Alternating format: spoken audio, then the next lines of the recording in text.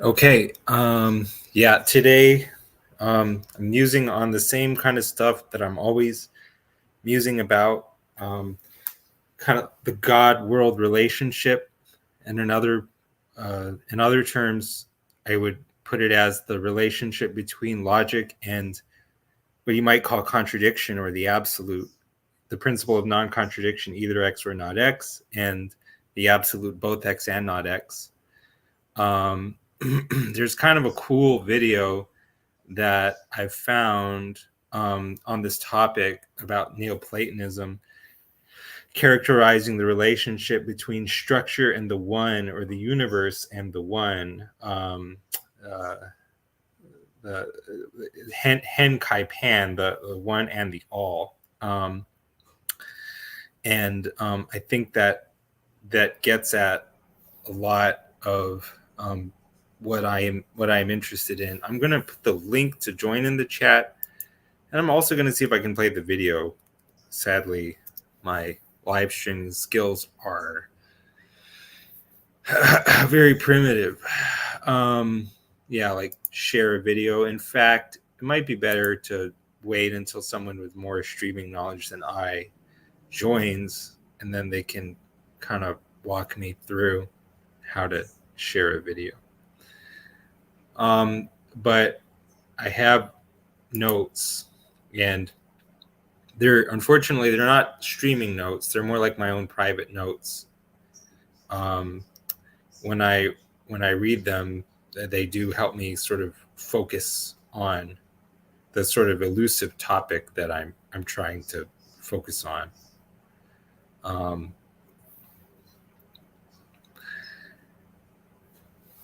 See, here I wrote, for example, God is whatever is beneath both spirit and matter. And so, okay, why am I even saying that? Actually, first of all, let me offer the disclaimer that I should offer when I'm using um, uh, Jacob Federecci's channel, as well as Almond Tree, which is that the views and opinions of Mr. Coolman do not necessarily reflect those of Jacob Federecci. In fact, I think in large measure they just don't. In particular, Federecci is an observant Jew, and he is against uh, idolatry, or what Judaism considers idolatry. That would include the doctrine of the Trinity, and also I don't know what all views, but I know that at least certain formulations of what you would call Zionism, Federicci also takes issue with. But I don't think I'm going to be referencing those as much as I might reference the Trinity. Even that, I mean, I have thoughts on the Trinity too, but I'm not sure that it's always useful to explain to even though I'm actually talking about a lot of the things that I think are involved in understanding the Trinity, and I do think it can be understood. Um, not you see in any kind of, not in some way where one understands all the intricacies and the depths, but the outlines certainly. I, but even though I'm going to be talking about a lot of what's involved in understanding the outlines of the Trinity, sometimes using that language just isn't helpful to people, because people assume it means different things, or it has to mean certain things, and you just get into religious tribal warfare.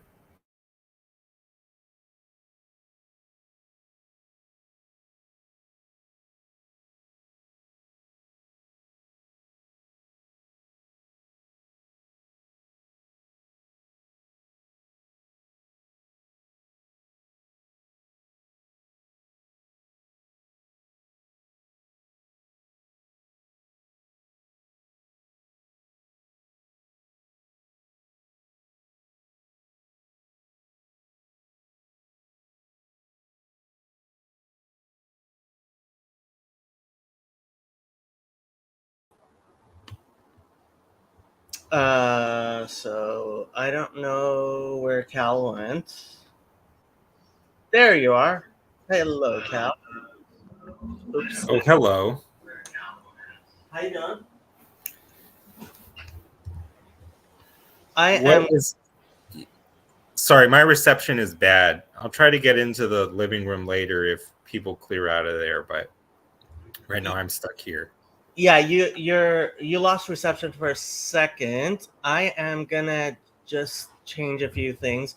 Thank you very much for the disclaimer. You only have to do that you um, if you're talking about the Trinity and Zionism, and I only do that because I wanted to keep a little bit of, oh, this is still my channel, um, I added a few whatchamacallits, a few more destinations, Oh so wow, okay. more people will show up, Yeah. and hopefully, and so if you go to the brand tab, so it was kind of funny to me that you were giving that disclaimer about Zionism, and you were using the Brit Olam tab. Mm, Uh, mm, mm.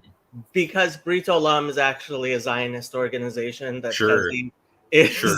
is involved with, and I love Chesney despite the fact he's a Zionist. So you can use this one, and there are actually a few unused ones now, and you can make your own brand if you want. But we can talk about that later. I have to walk my dog. I will be listening intently, and then when I get back, I will try to jump on because I really love talking to Wow, you. thank you so much. What a deep compliment. And I love having you on my channel. So have fun, and I will be listening. I'll talk to you later. Okay, thank you. Real quick, how do I Yeah. share something to the I want to play a Oh, YouTube okay. clip. So, okay. So on the bottom, you see the present tab. Yes, Okay, click on that. And when share you click on screen. share screen, yeah, you usually want to use a Chrome tab. Yeah, Um, and the I only can thing I'll do say is do try to be um, um, careful about copyright, because now that my channel is big enough to be monetized, they're super checking all my stuff. And Luke, I love you. Um, I like listening to Cal talking because he makes sense. And my Oh no. my channel, I try very, very hard to increase the amount of sense making and reduce the amount of noise. And that's why, as much as I love you, Luke, and you're welcome on my channel, Cal gets an admin slot and you don't. Well, let me serve as a something of a corpus callosum, if possible, between you two guys, because both of you guys make sense to me. I think that Luke is coming from an intuitive place. I mean, and even then, I like whenever Luke and friends talk about societal issues and like the big picture, like literary type stuff, that's to an extent also where I don't know if it's that I lose interest or that I don't understand, probably a little bit of both. No, But it's honestly, I mean, that little corner of this little corner is filled with well-meaning, naive people, mm, and I can't stand the naivete.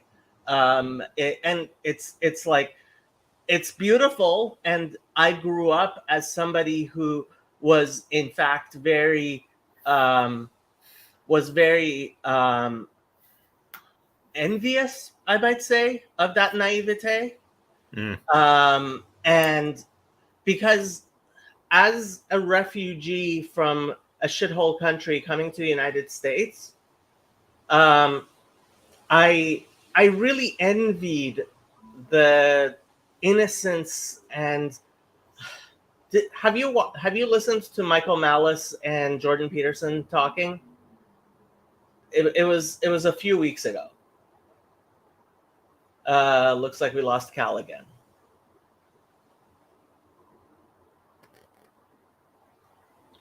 Well, um, my dog is going to murder me if I don't take her for a walk soon. Um, Cal?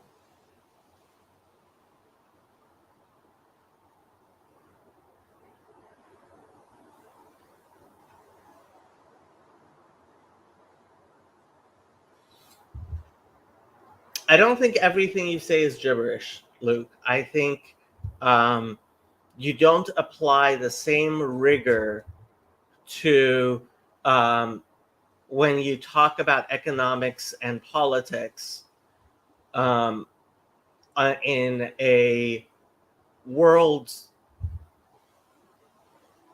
as you do in a world perspective as you do when you talk about um, when you're thinking about, for example, cooking or taking care of one of your apartments or even your own body.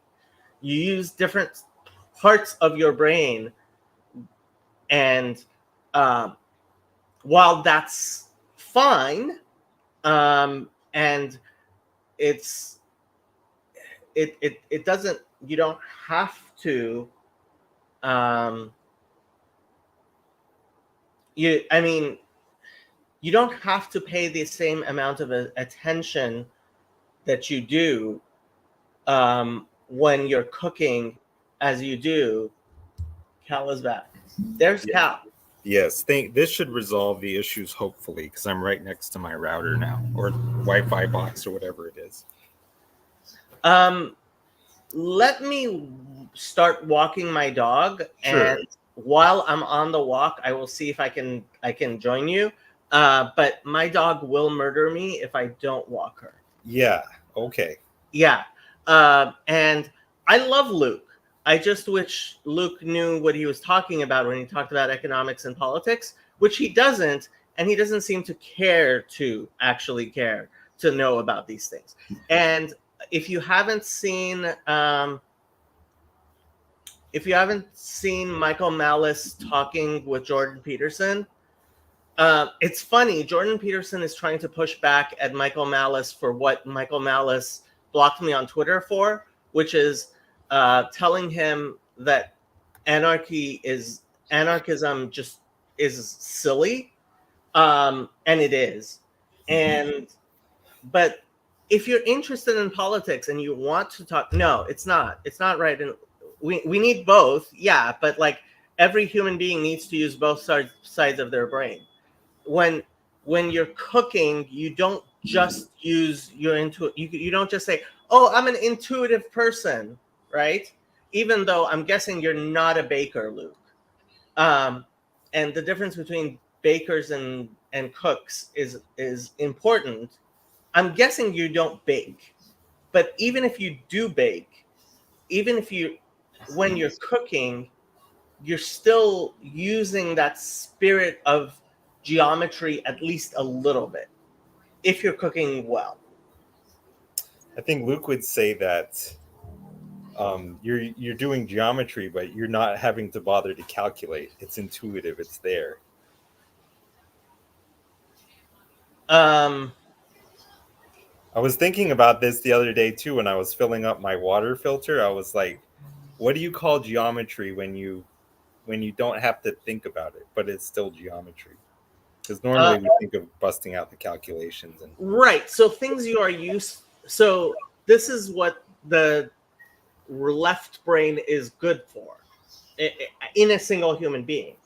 It pays attention, and then it trains things to be intuitive so it doesn't have to pay attention anymore. I like the apology for the left hemisphere that you're making here because I almost kind of felt Ian McGilchrist's one-sided, so to speak, um, support. Well, he was always, poo-pooing the left hemisphere and kind of putting the right hemisphere on a pedestal, which seemed like, in his own way of thinking, a very left hemisphere thing to do.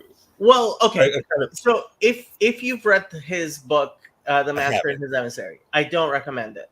Um, it Although it is good, I still don't recommend it because I don't think he's the best representative of his own opinions. He spends immense amounts of time apologizing and being like, "I'm not saying what you think I'm saying." Um, Interesting.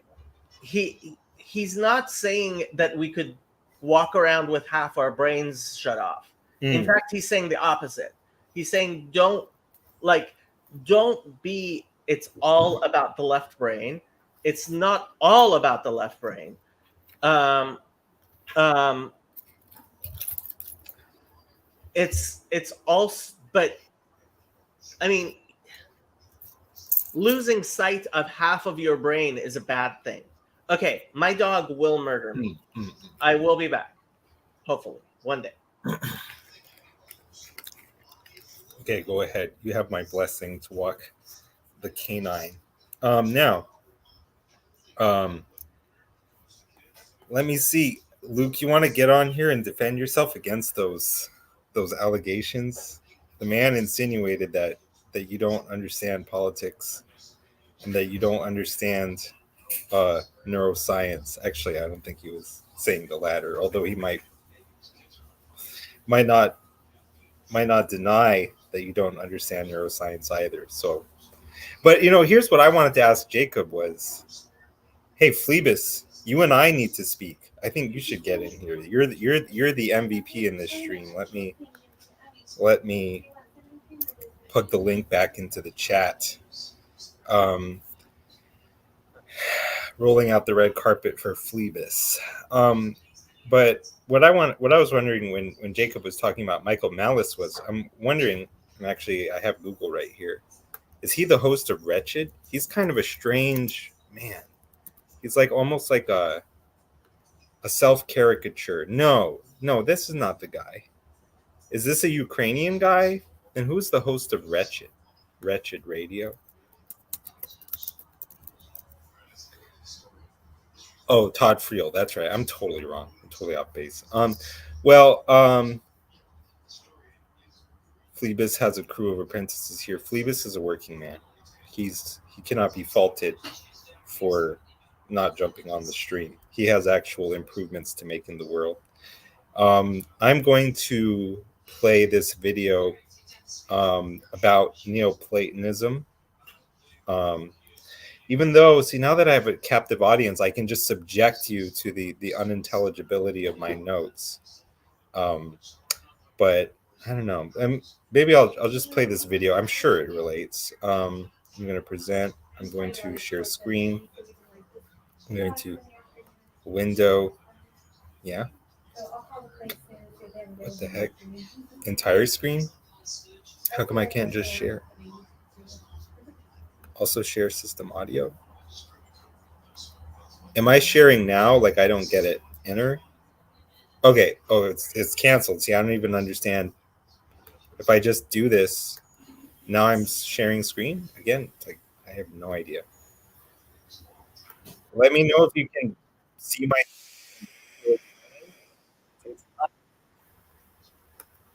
Yeah, this is terrible. Yeah, I'm gonna wait for Jacob to get back in here. Let me see who all is in this chat. On previous streams, for whatever reason, was not really able to see the comments as they uh, were left. Phlebas, Sovereign Love, Jid Diox. I don't know who that person is. Well, anyway, this stream was supposed to be about the kinds of things that I always think about, which is like the God-world relationship, which in another way is like the relationship between logic and the absolute. I know that sounds a little bit Hegelian, and I've never read Hegel. Nonetheless, I've had thoughts that are so close to his that it makes no difference whether I've read him or not. Basically, the idea, for example, that Hegel believed that if you if you're doing logic correctly, logic being the art of avoiding contradiction, there you can see the way that it's almost interdefined with contradiction / the absolute, both X and not X. If you're doing logic correctly, then you're going to end up ultimately at a contradiction. And so, in some level, even though we do not allow for we never observe, and we do not allow in propositional logic for contradictions at the level of perceptual reality, like something is red and green all over. Schrodinger's cat is both alive and dead at the level of macro world perception. Nonetheless, there's this idea. Actually, I'm getting it from Chris Langan. I'm sure Hegel had a similar idea, or almost sure. Haven't read him. that beneath every distinction is an underlying unity in virtue of which the distinction may be drawn. Um, and that, so like if you have the principle of non-contradiction, either X or not X, you can ask something like, what is so generic as to be able to underlie you know a difference as stark as that between X and not X? And the answer is seemingly necessarily something uh, uh, in the nature of both X and not X. And so that's kind of where that's the ultimate contradiction that you arrive at if you carry a train of thought far enough. And so, when I was younger, I thought contradiction is sort of absolutely unallowable. Um, Makes me think of Parmenides saying, "What is, and what is not," and you can never get beyond this thought. Um, and now I'm more of the mind that it is allowable, even necessary, but at its level.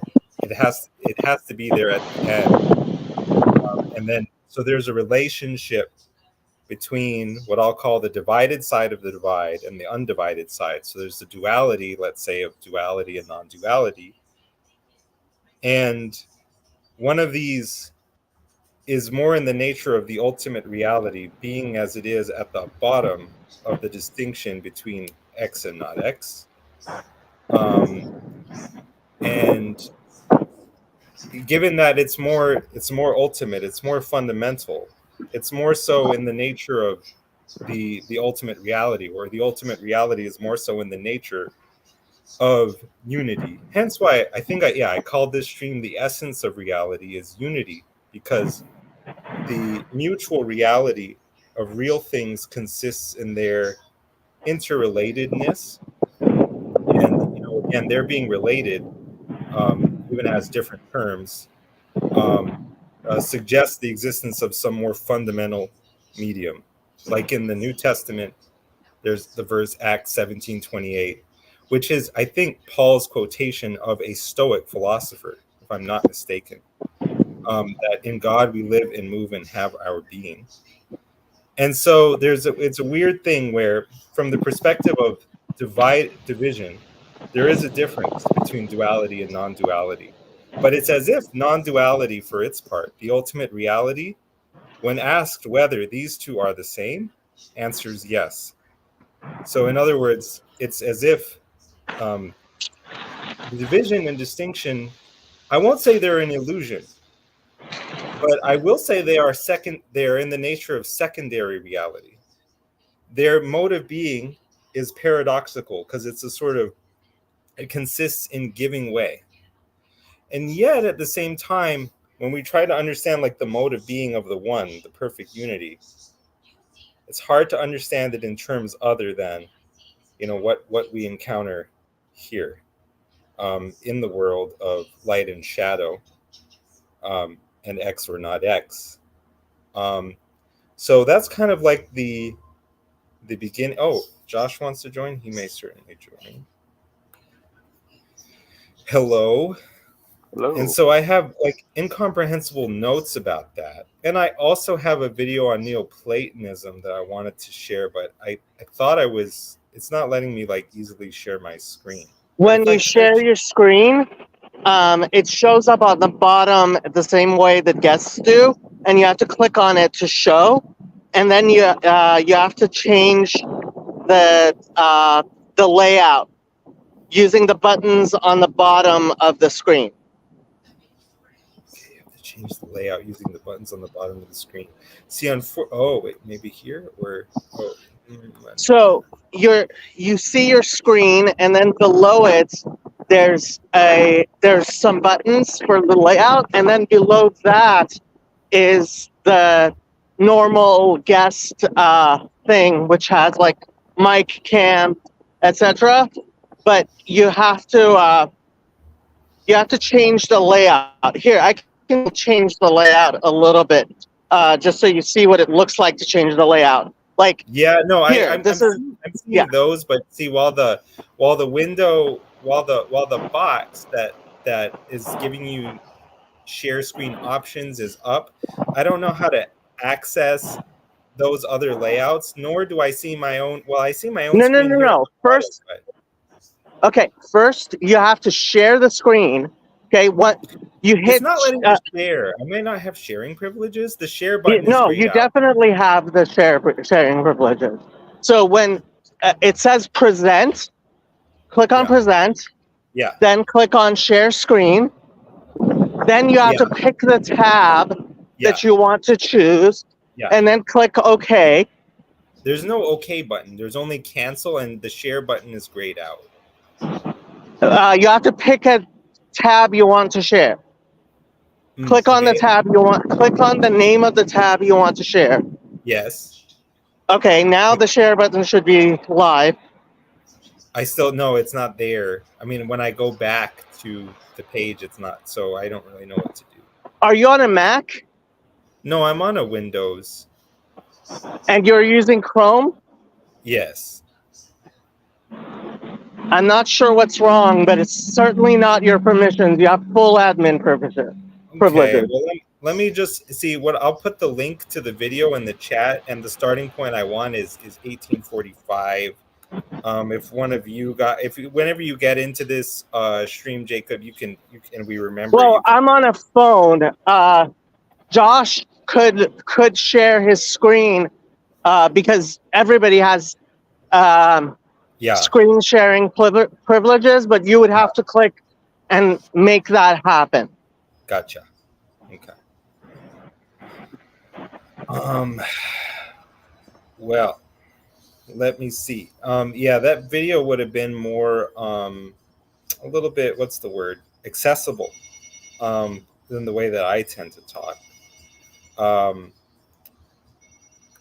uh part of how I do things is like I take refuge in obscurity. When I don't think anyone is watching, that's when I start entering into this kind of strange self-dialogue. Um and so anyway, here's like something I wrote here. Yeah, I get right into it. This stuff obviously gets controversial real fast. But so I'm exploring pantheism in this note, and I have the statement: if everything is God, then nothing is God. And I observe that a statement like that would only appear to be true for finite identifiers, that is, terms that are defined on their complement. If everything is God is nothing, then nothing is God, means that God is defined on its complement. But if God is defined on its complement, then that whatever that is or whatever it represents is not infinite, but God notionally is the infinite. And it's almost like as I'm doing my kind of amateur theology, the way to sort of define God is as whatever or whoever is infinite in every conceivable respect, which does lead to paradoxes because even that definition amounts to the placement of a limitation. And so it's inherently reflexive and sort of like it's like trying to jump over your shadow, or like what Hegel meant when he said that to know a limit as a limit is already to be beyond the limit.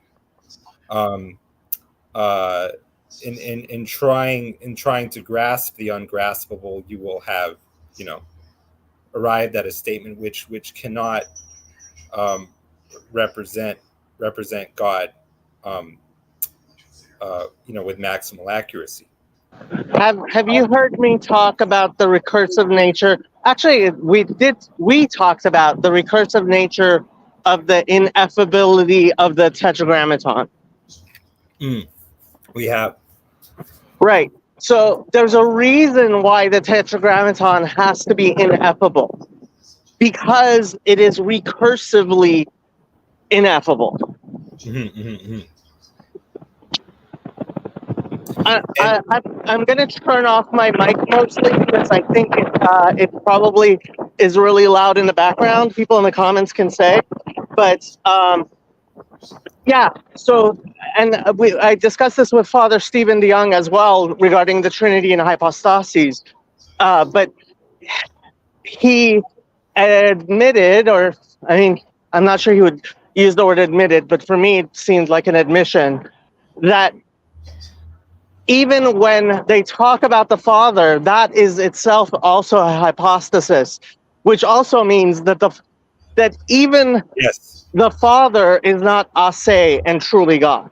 Right. It's a kind of like, the way I would look at that is like, if you have the finite and then some notional infinite, you have the true infinite that's underneath that you aren't grasping in the moment of thought. But what Hegel said something weird. He said like the thought of contradiction is the essential moment of the concept.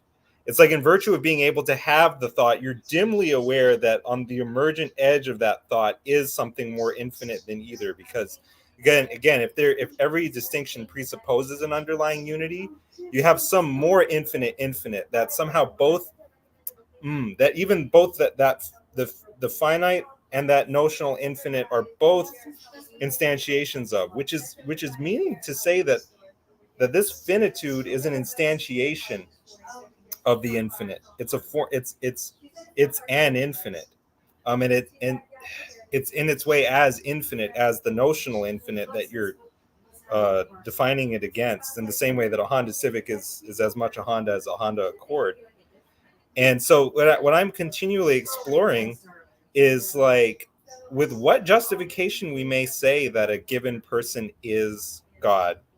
Um, I think Christianity, I would suspect the point of Christianity is to open the door to reflection on what it means for God to be incarnate in each person as each person, and sort of the ways in which judging another person ends up like, it looks like you're judging God. And it's a kind of like very serious level of religious reflection. It reminds me of like a story of like, there were two rabbis, and a crazy man kept coming into the rabbi's office, and he would ask for the radio to be turned on, and he would say, okay, so all the people and events they're talking about, these are all in reference to me. And the rabbi, whose office kept getting barged into, he would take the man very seriously. I mean, there's a way of humoring someone's delusions which can be malicious or mocking, but it's understood in the story that his taking the man seriously wasn't like that. He was just treating him with the maximum of dignity and seriousness. He wasn't blowing him off. And the other rabbi would always ask, whenever the guy finally left, why do you treat him like that? And he said, it's because I know that Hashem is standing right there. And so that's a favorite story of mine. And do we have someone at the door? Hold on. So while Cal is dealing with that, Sandy says, what do you mean by ineffable? Ineffable means cannot be pronounced, right? And the Tetragrammaton is ineffable. It is the unpronounceable name of God. And it's not unpronounceable just as a matter of accident, right? We don't know how to say his name. It is ineffable because it needs to be so. Yeah. Hey, Josh, how you doing? Hey, not too bad. So I wrote down. Well, you kind of. So is ultimate? We've. I think me and you have talked before about how our reality is perspectival, right? Meaning that like our perspective makes up our reality. Now, the ineffable that we're referencing is ultimate reality, that the perspective of the ineffable, meaning that like there is an ultimate reality that we're trying to perceive by getting in touch with this ineffable. And for me as a Christian, I would do that, or that would, Christ would be my my path to theosis, meaning that like that the more I become and participate in Christ, the more I'm allowed to perceive the reality, the more a peak and more peak away. Yeah, I guess become more and wrap my head, or I don't know how to, you know what I mean, to start to peak at that ultimate reality. Is anything I'm I saying mean, kind I of? hear you. Yeah. I hear you, and it is a Christian thing to say. I think it's ultimately an idolatrous thing to say, and I'll explain why. Okay. So I was actually going to bring this up. So there's one of the names of God, which is rabbinic in origin. I mean, we don't have any explicit usage of this name in the Bible as referring to God, but the rabbis do uh, do find implicit references. And it's funny, now I'm thinking there's also a different word that's used the same way. And the first word is makom, which means place, right? And we refer to God as ha-makom, as the place, right? He is the place. He is the perspective, right? He's not a perspective. He's He's not the. a place, Yeah. right?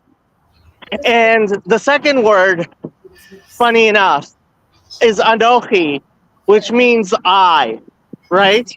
And there are places, obviously, in the Bible where God uses the word I, and this gets a little bit into Buber's explanation of the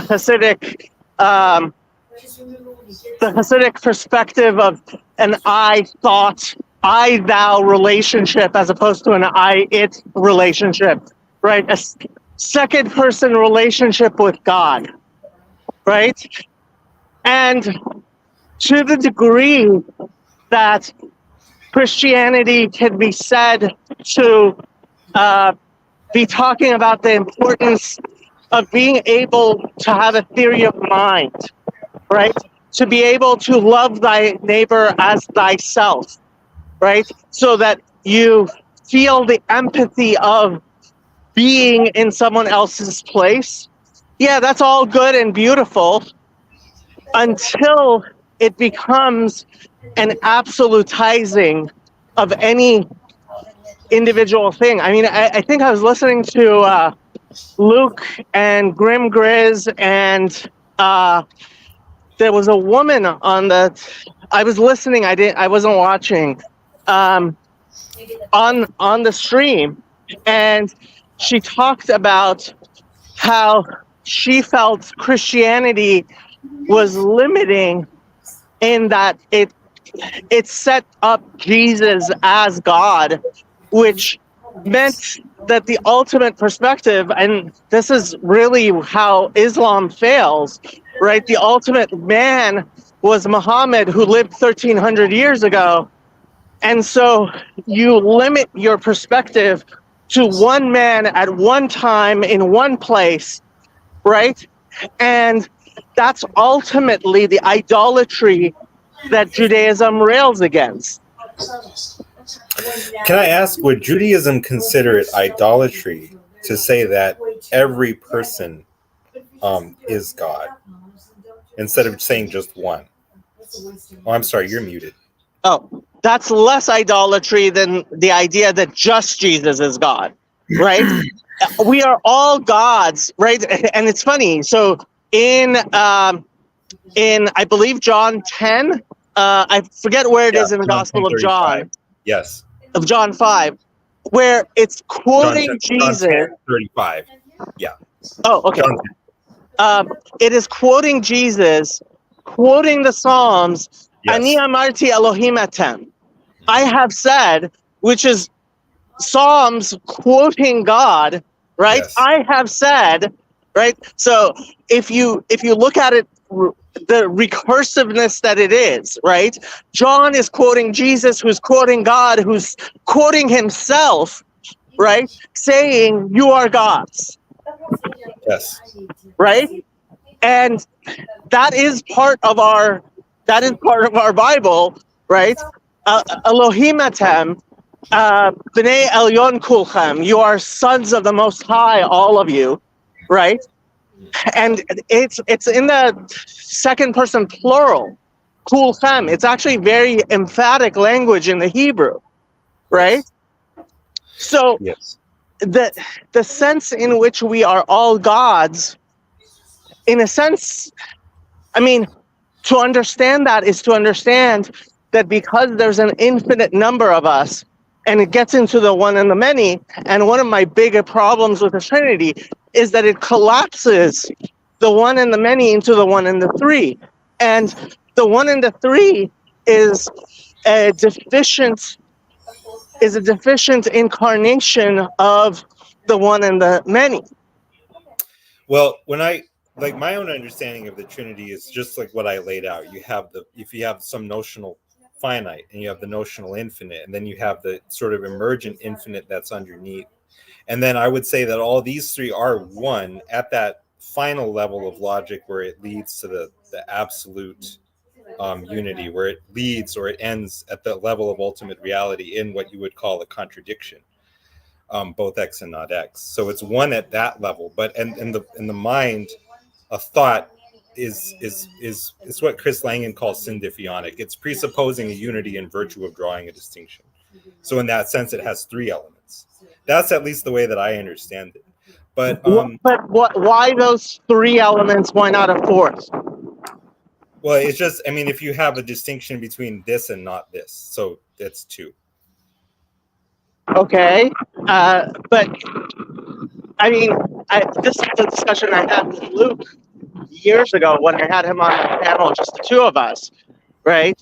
It's like it's convenient. Like I see how three, and like people who study memory, you know, they will tell you we like threes, and we do like threes, but there's no logical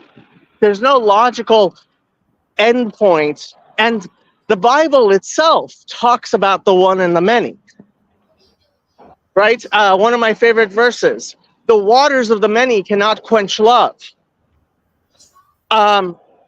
So I think, I think Christianity gets it more right than Greek philosophy and basic polytheism and paganism did before, but this goes back to two of my favorite verses to quote from the Greek Bible, which is, now we see through a glass darkly, and what Jesus says to the Samaritan woman, you worship what you do not know, we worship what we do know, for salvation is of the Jews.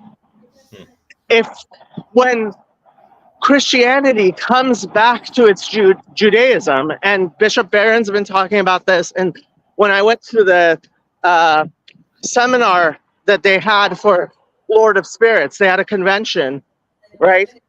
Like, I was sitting there listening to these priests and bishops, a bishop, talking about Judaism in a way that most not Orthodox rabbis would be ashamed to speak about, right? They were talking about the importance of actually understanding Judaism in order to understand Christianity. And I really don't mean to be offensive when I say this, but I don't think a Christian can understand Christianity as it was taught by certainly Jesus, and according to people like Father Stephen, like by Paul, without first understanding Judaism. And for most of its history, Christianity has called trying to understand Judaism as some sort of sin. Can I if you don't mind my sort of walking it back to the topic of the God world or God man relationship. I want to ask questions about like what it makes sense to say of man and of God, and where God is sort of absolutely infinite or infinite in every conceivable respect. And one question I would want to ask is like, can we ever must we always say that each human being is God, but only in a sense? Or can we say that the infinite God is able to share divinity, even like a kind of consubstantiality or co-equality with all of his sons, and such that you can say each one of the sons of God, each one of those to whom the word of God came, is holy God? I'm wondering, or does that lead to what are sort of inadmissible paradoxes, or is that allowed by sort of the logical considerations of the nature of the infinite? Once you're trying to like you're divorcing it from the Jewish context, which says, in any sense in which I say this man is God, is deficient. Mm. Right? So in context, like saying son of God, right? That you are, that we are godly, right? It is a wondrous thing to say, but it has a context of the Jewish Bible, which is that, oh, this fails, and it necessarily fails, and so it is a misunderstanding to be like, to say holy God, right? The Nicene Creed, true God from true God, and it's like, and now you're just missing it. How does that miss it? Or yeah, I guess because I understand. I think I understand what you're saying in that, or like to understand the concept of God, that concept. Oops. Did I mute you? No, that was God. Oh no. That was an act of God telling you I'm that Josh. sorry. Yeah. I'm trying to get on Notepad. I might have clicked that button. I'm sorry. No, you're good. Can you hear me? Yes. Gotcha. So, I mean, the concept that I inherited of God, that is a Judea is a, like, as I was raised in a Christian church, the concept of God that I had was wrong, and then eventually I've had to try to, build a different concept in my head. The concept that I have is most likely in line with Judaism. Is that what you're saying? Okay, so I like to point this out. Okay. If you look at the Jewish temple, right? Yep. It's constructed very much like all the other temples, right? You have a building, and then you have a holy, and then you have a holy of holies, and then you have an ark, and on the ark you have the cherubs, and the cherubs are facing together to where you would have the idol of the god of that temple, and Right. there's nothing there, right? Everything points to an idol that's not there. It is an apophatic theology in actual, like, in an actual building, right? And that's beautiful, but you have to have the building pointing to the big space where there's nothing there. And what Christianity does is place Jesus there and destroy the building. Exactly. Yeah, and so I see where you're saying that. So in your opinion, me worshiping Christ as God is idolatry. Is that where we're at? Oh, Okay. 100%. Now, idolatry is paganism, correct?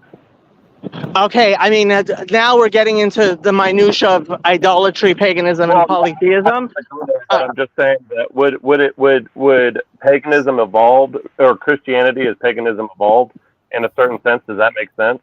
Or inverted? Sorry, inverted. I think Christianity has leveled paganism up, and Christianity has fewer gods and a less bad idea of God than paganism did. It's an improvement on like what exists in Hinduism, let's say. Yeah. Well, it consolidates it all down to the cross. I mean, and so, yeah. Like, I mean, if you want to say that I'm an idolater, I get that, but at the same time, this is, I guess you could say, yeah, no, I see where you're saying like the whole temple, there was not supposed to ever be anything there, and then Christ shows up and Christianity places him there. So it hijacks the Judaism, Judaism, and then places Christianity there. So you're seeing it as like a swap out, like this isn't. Yeah, okay, I see where you're at, but it's a perversion, and it's a perversion that I think Jesus himself would have found like horrifying. If you've known the Father, you know me. And there's nothing, and there's nothing where the Father is, so he places himself there, right? He doesn't place himself there in a way that Judaism doesn't, right? We believe, like, the idea that human beings represent God in the world is not a Christian innovation. That's straight in the text of Genesis 1. Right. Do you guys... do I have your permission to walk it back to my earlier question? No, you must. Yeah, of course you do, Cal. Sorry, because I'm very linear in a certain way. Where but I do want to hear what Sartori is here to say, because he rarely comes on. That's true. Well, it's just because it actually kind of worked out, and my computer worked. Usually, I'm catching up on like double speed, and then like by the time I'm ready to come on, the stream is over. So that's usually what happens. But I listen to a lot more of these. I mean, I'm terrible at leaving comments. But I mean, I think that, from my perspective, like I can understand these things that, the way that that the Christian worship of Jesus can appear as idolatry, or even it's absolutely possible that many Christians have incorrect perceptions of Jesus and do worship him in an idolatrous way. And I tend to think it's more when they discount his humanity to such a degree. But the point of the incarnation, or the question that it answers that otherwise has to be answered, is how with God being so ineffable and like unknowable, so he's unknowable. So how do we know him? What is that's where I always get stuck. Like, and then we say like, okay, well, we have these holy books or whatever. What makes those special? Or what, the story, or this, if you say the things that happened within those books, well, those are hotly contested historical issues. Or is it just that I guess the thing, the philosophical version of God where we can't ever know, the one we can't ever know, that's how do we know that that's a reality and not just a mental construct of something, like at least like it's like the materialist can say, here's the matter, I can hold it and touch it, like. And so I think because Christianity does not actually spread because of a philosophical teaching. It spreads through people and their behavior, and the counterintuitive way that they love their enemies, and like that's the explanation for why I'm here. Like this, but it does philosophically take over. I mean, as what you're saying, as it spreads, the philosophies the philosophies overtake other philosophies, like such as what happened with Christianity. Like I originally looked into Stoicism, and then through that I'm like, well, my own Christianity goes farther than this. Like Stoicism only gets you so far. Yeah. And so it takes it farther. So yeah, sorry. Right. Well, and I think that I think now we're bumping up against like the rigid propositionalism, which I think was necessary to accomplish some things, like the stuff that happened in like the Protestant Reformation. Like, yep. Like it's not necessarily that everything that's not in the Bible is not connected to God. It was more a thing of, what can we trust? We can trust this. This is the minimum thing that we can trust. And I think even like, in the Jewish concept of scripture and canonization, you start with Torah, you start with the 5 books of Moses, and then you see that Joshua and Judges and 1st and 2nd Samuel and the prophets, all those things, they build on it, they re-explain it, but there's no like, and now like here's some totally different thing, like no aliens show up or something. It's not like it's not like the Joseph Smith thing or whatever. It's like, I have a secret message from God that no one else has. Like, so yeah. It's not some hidden knowledge thing. Yeah. So there's like a way that it's an anchor that you can hold on to. And I think, now we've kind of, I think it's great that like real paganism, like the stuff that they were doing in Central America and on all that, but before we got here, I think it's great that we don't have religions that require 80,000 person human sacrifices. Like, that was a great thing. But now we're in an age where people are questioning these things, and I have no delusions about the fact that my understanding of everything is the correct one. I'm more or less trusting in the goodness of God and the grace of God to forgive me for my misunderstandings, and for that love to make up for my shortcomings. And that's even where being in this corner and stuff. It's like I can understand why like Jacob or like Sam has a problem with something like the Trinity, or like, even let's say like if you just think Jesus is a man, or if you don't, I don't necessarily think that's a thing that, like, God created people with the minds that they have and the limitations that their minds have and the way that their logic works. And, we have to more or less trust that he's aware of those things and he's going to do what's right. And ultimately his version of what is right is going to be better than our version of what is right. So, well, and now we're kind of getting back to what we or I think where Cool Man started off with. Kale, is that his name? Or Cool Man? Cal. My name is ineffable. It cannot be. But I'm Cal Ribbit. I'm Kalia Ribbit. Gotcha. Well, kind of. And Cal he's getting married. Oh. In how many days? 2 days. In 2 days. Congratulations. Which I have to say, like, all this thinky talky bullshit, it comes back to the marriage bed and having children. Yep. So, like, if he wasn't actually having children, I would just kick him off this channel. Is it? And I'm tempted immediately to just walk it back to the thinky talky bullshit because of my singular obsession therewith. My obsessive. I think there's a ton I can say, and there's a ton I wanted to say, but I want to leave this in Cal's hands. All I will say is, Michael, as far as I'm concerned, if you teach your daughters Hebrew, yeah, then we're talking the same talk, and I can agree with you 100%.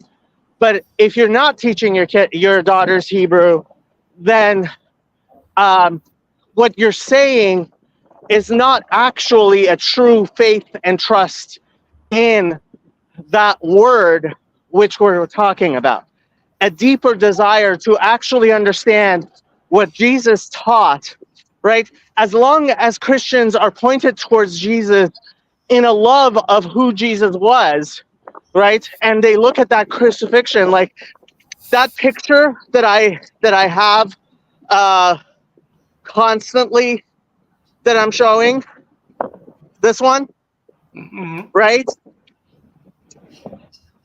As long as that's written in pseudo-Hebrew and it's illegible, it's a parody of who Jesus is.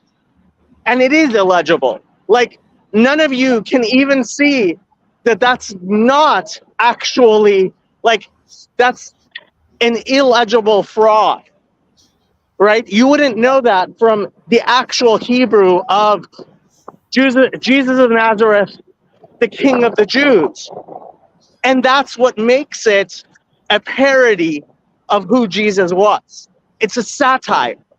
And that's what Christianity is a satire of worshiping Jesus. Because Jesus was a Jew. Right. Yeah. But, if God's truth is bound only in Hebrew, then, I mean, can't you, like, I think that there's a talk that I tried to share with someone, but there's a website where you can look at every, you type a verse in, and it will tell you, like, notes from the translators of every translation into every world translation that it's been in, and then it's translated back into English. And I think that translation expands knowledge. It does not there may be things that are missed when translating from Hebrew to English, but I don't think there's anything that's missed when you translate from Hebrew into every other spoken language in the world combined. Okay, translation is like pornography. It can show you sex, but it can't show you sex.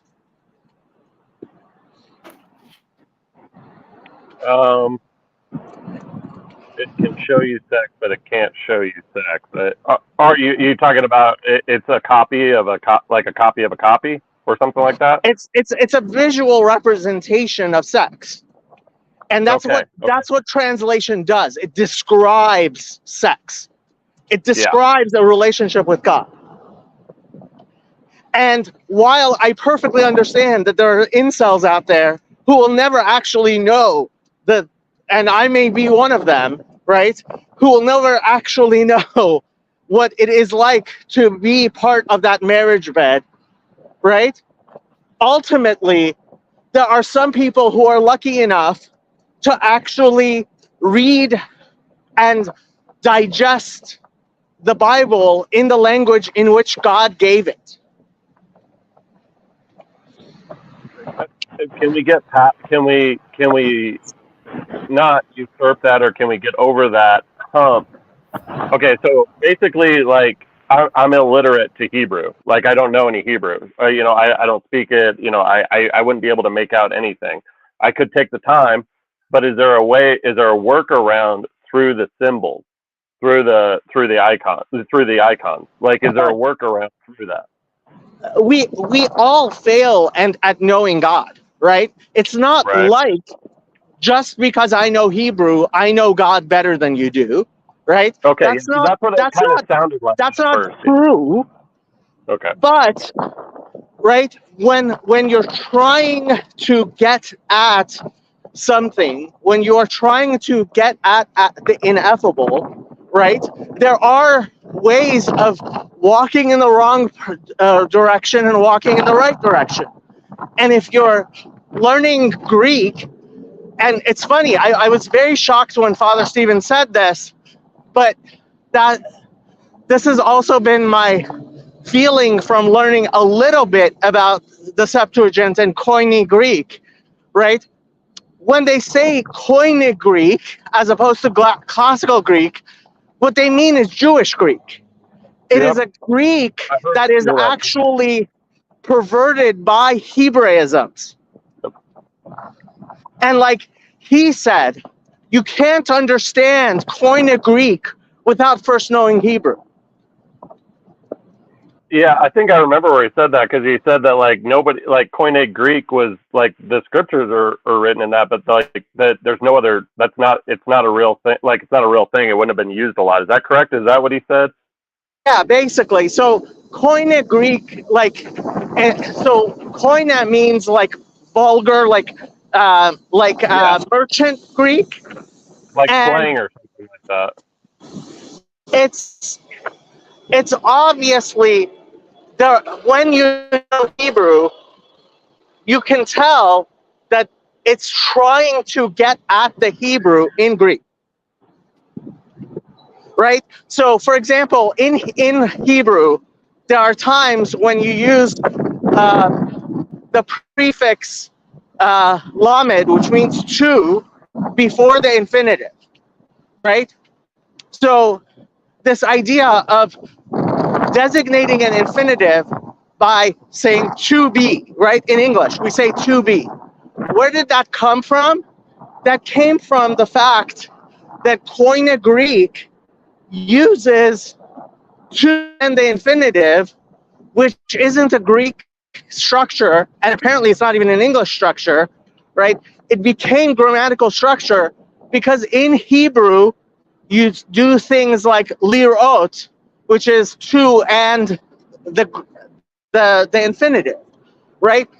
Sometimes, like when we were doing the Septuagint, the Greek Bible study, the translation is so wooden, right? It is so obviously an attempt to make it understandable. Like how sometimes when I translate from Hebrew to English, I do it in a way so that it's easy to translate back into the actual Hebrew, right?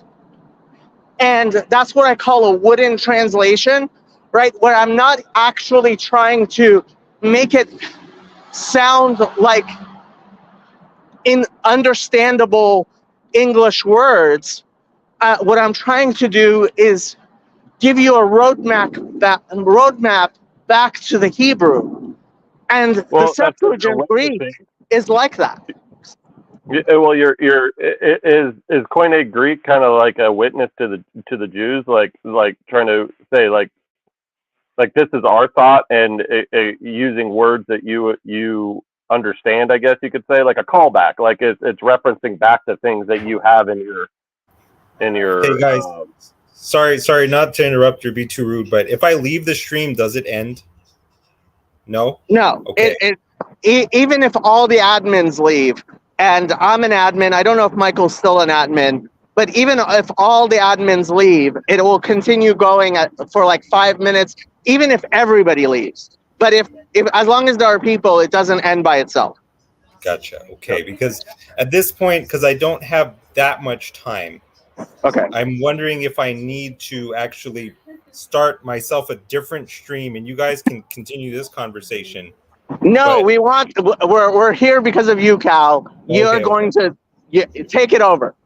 okay. I'll, So because I asked this question, um, whether we can say of a given man that he is holy God, which obviously sounds ridiculous, and I don't fully remember your response at this point, but the response sounds to me like it always has to be in the nature of a qualification.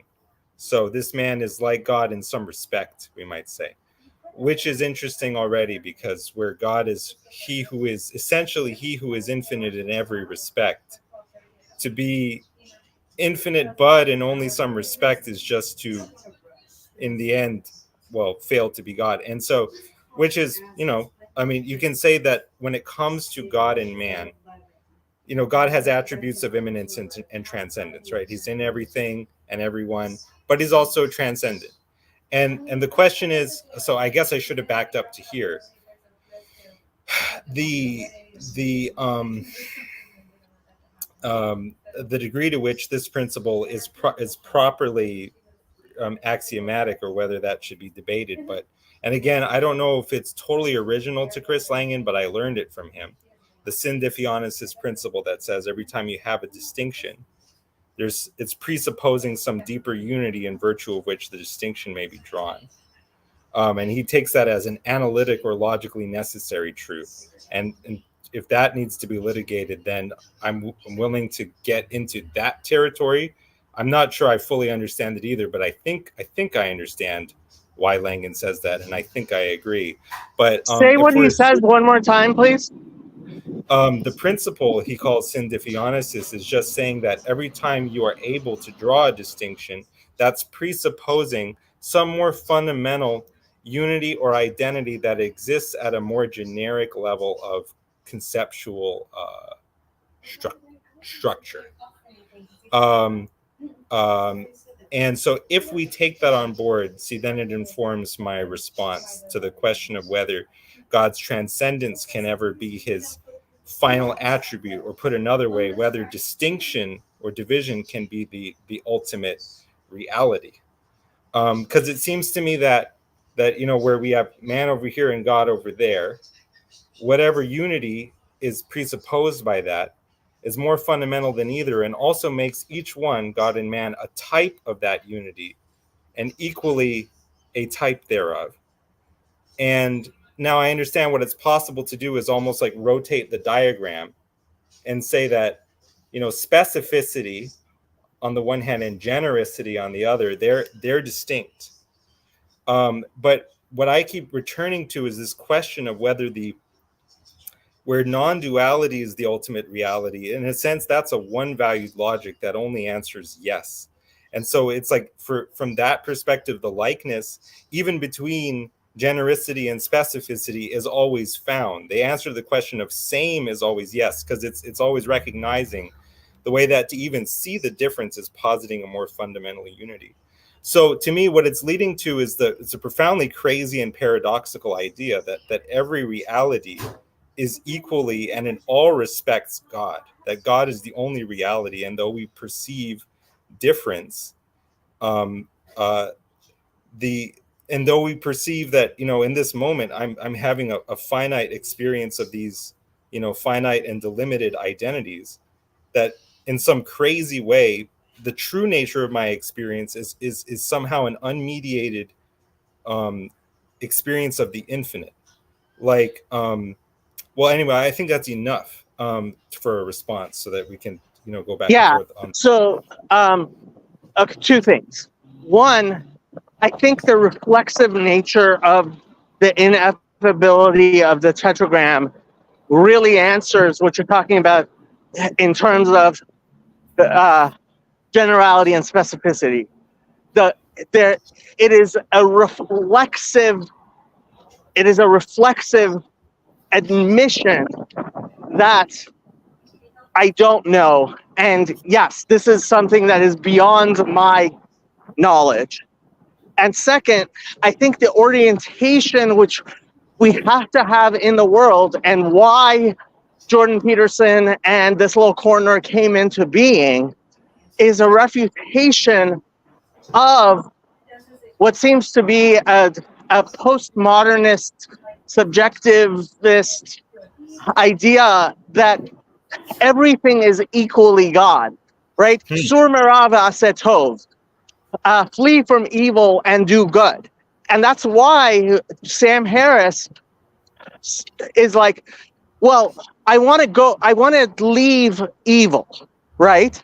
Because you have to have an orientation in the world. And if you don't have an orientation of this is better than X is better than Y, that there is a good to which I am oriented and an evil I am oriented against, then you lose all life. And this is fundamental to the Jewish Hebrew sculpture of the Bible, right? I call upon the heavens and earth as witnesses to you today that I have set before you good and evil, life and death, and that I command you to choose life, right? And so this concept of everything being equally godly, right? Every man being equally godly. Yes. That's a complete failure of orientation towards the holy. And that's good, because what I'm saying, the way that I'm saying it, it should be outrageously controversial, and if it's not, then I'm not articulating it successfully. And B, there's a way that I want to defend it, which is like it's this episode from the Mahabharata, which is a Hindu epic that I grew up with some understanding of. And it's an interesting story, if I can just digress here briefly for my illustration to make sense. There is a figure in the Mahabharata named Krishna who, like Jesus, is, or at least the Catholic understanding thereof, is God incarnate, and the Mahabharata is about an intradynastic war. So you have two groups of cousins basically, and one of them is a little bit more God-fearing than the other, and they know that Krishna is God. And so the leader of each group of cousins, they race to Krishna's bed, and one of them goes to Krishna's head and the other one goes to his feet. And Krishna gives them the option: one of you can have me in your armies, but in a non-fighting capacity, and the other of you can have my armies, because he's himself the head of some dynasty. And so the non-God-fearing cousins, the Kauravas, they choose to have the armies naturally, and then the God-fearing ones are like, we'll have you even in a non-fighting capacity. So anyway, the battle happens, and then the one who's called the grandsire of the Kuru dynasty, Bhishma, he's just out there on the battlefield. He's just messing stuff up really bad. And Krishna loses his temper. He gets angry, and he's like, you're going to cause my side to lose. So Krishna is one of the Pandavas, the good cousins. He's one of the Pandavas' chariot driver. And Bhishma shoots that chariot all up with his magical arrows, and it doesn't work anymore. So Krishna jumps out. He picks up a chariot wheel, and he's going to basically beat Bhishma down with it. And when Bhishma sees that, he drops his weapons and he smiles in anticipation, because he knows that as good an outcome as it might be to win on the battlefield, it is an even better outcome to die at the hands of God himself. And so there's a way that when I say this outrageous thing, when I defend it, I want to defend it in the manner of Bhishma dropping his weapons. I want to hear all the best objections against it, because now I'm hearing the importance of having some kind of identifiable moral good. You have to love good and hate evil. So there's a light and there's a darkness that you're eschewing in favor of the light.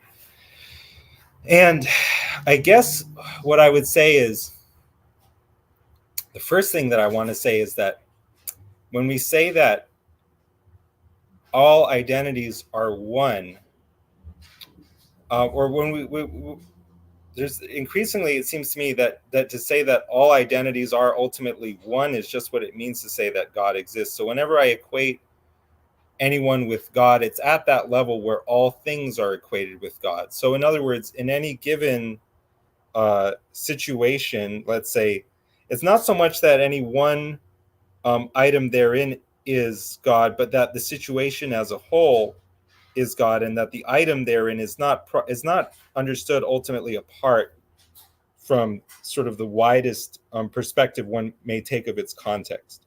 That perspective, which in some sense exhausts your consciousness, and so that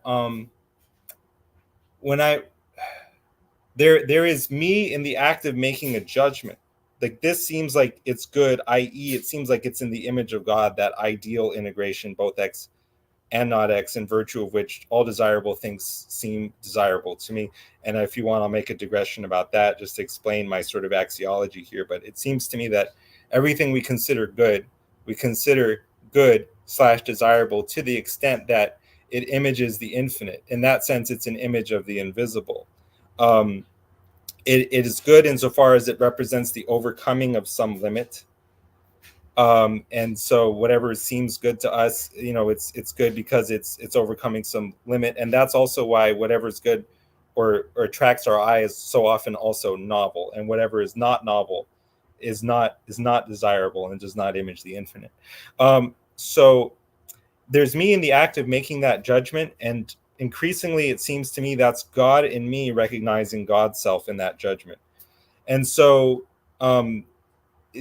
but the thing is, whenever but this is the savage heretical implication of what I'm saying. The wicked man in choosing evil, that's God recognizing himself in that judgment. It's in a sense, whatever a person purposes to do is their highest conception of the good. Otherwise, they wouldn't be choosing to do it, and that's a bit of decision theory or sort of axiology that I'll explain it. But basically, the idea is, unless the reason why someone chooses one of two alternatives is that that's for them the greatest good, at least for them, that they can realize in that instance, we have no way of explaining why they choose one thing or another. And so basically, I think that's enough on the table for a response. Let me know if I need to sharpen it, but I'm acknowledging the severely insane and heretical nature of what I'm saying. Okay.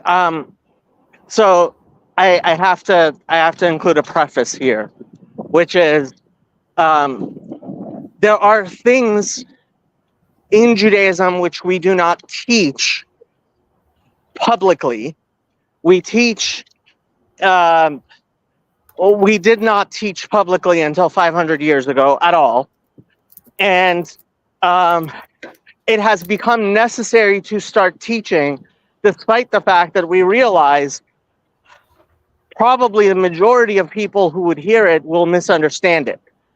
And if the majority of people who hear it will misunderstand it, then it's better not to talk about it at all, because you're only increasing confusion, right? Cool. So I talk about the scriptures being arithmetic and Talmud being algebra and Kabbalistic concepts being calculus. And there are people who believe that once you learn calculus, it will tell you that 2 + 2 no longer equals 4. And I have to say 2 + 2 = 4. And anything that I am going to talk about in this vein is presented on the fundamental that 2 + 2 = 4. And what is taught in scripture is fundamentally true. And what we're trying to understand are things within the scripture, not outside of the bounds of which scripture teaches. 2 + 2 = 4. The 10 Commandments are the 10 Commandments. And the simple understanding of the Bible is the simple understanding of the Bible. But for those who are asking a deeper question, like you are, one of the greatest theological discussions in the past 300 years of Judaism has been the understanding of Tzimtzum Kepshuto, which is, Tzimtzum talks about the constriction of God that is necessary for the world to exist. And Hasidic philosophy versus what is now called Lithuanian philosophy was once called Mitnagdim or Misnagdim, which is the opponents of Hasidism, right? They were trying to understand how it can be that a God in a sense withdraws himself from the world in order for us to exist, in some way appearing as if we are not God, because God in being infinite, right, obliterates all things that is not God. And so the explanation which I espouse as somebody who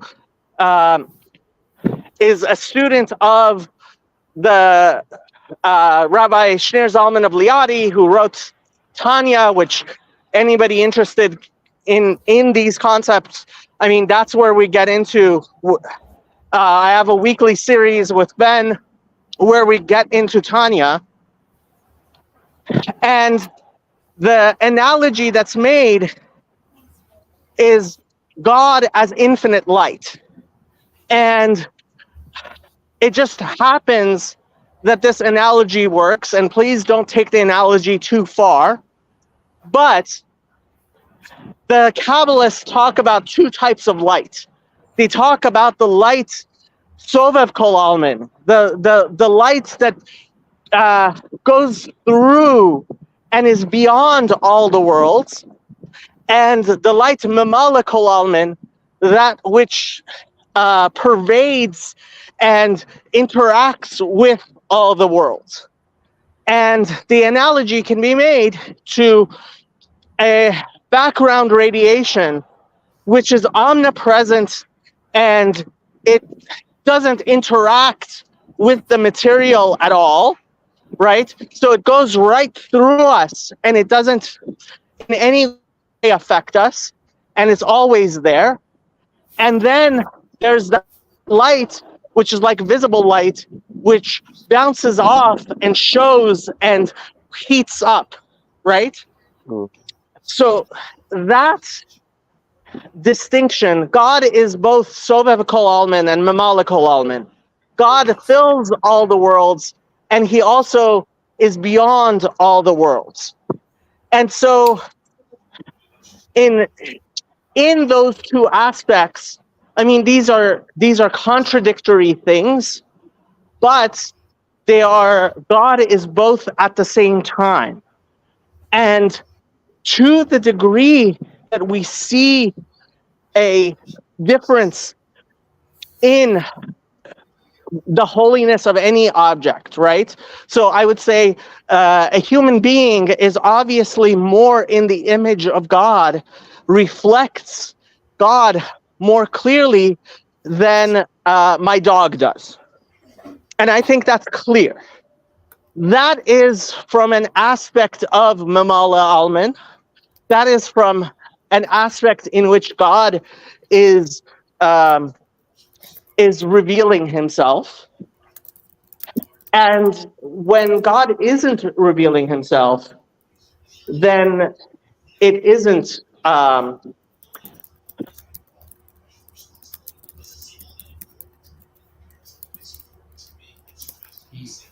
Oh, hello? What? Oh, okay. Lost him. He's hey. going back to. There he is. Back up slightly. We lost you. Okay, I was talking about God being present in my dog and in me. And is God present in my dog? In a way, yes. Is he present in me? Yes. And in some ways, because a dog does not have the capacity to sin that a human being does, he's more present in my dog or in a rock than he is in me. Sorry, I'm getting water for my dog.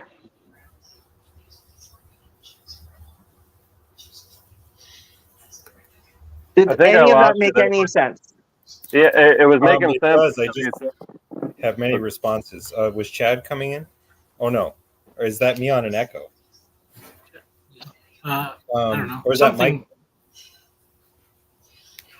Well, so when Hezi brought up the Simpson, I just again brought it back to the Sindifionis principle, which again maybe that's what we need to put under the microscope or question or litigate it. But if you have the notion of, and I understand the Simpson is a way into a paradoxical concept. I'm not like, Cal destroys the Simpson with facts and logic right now.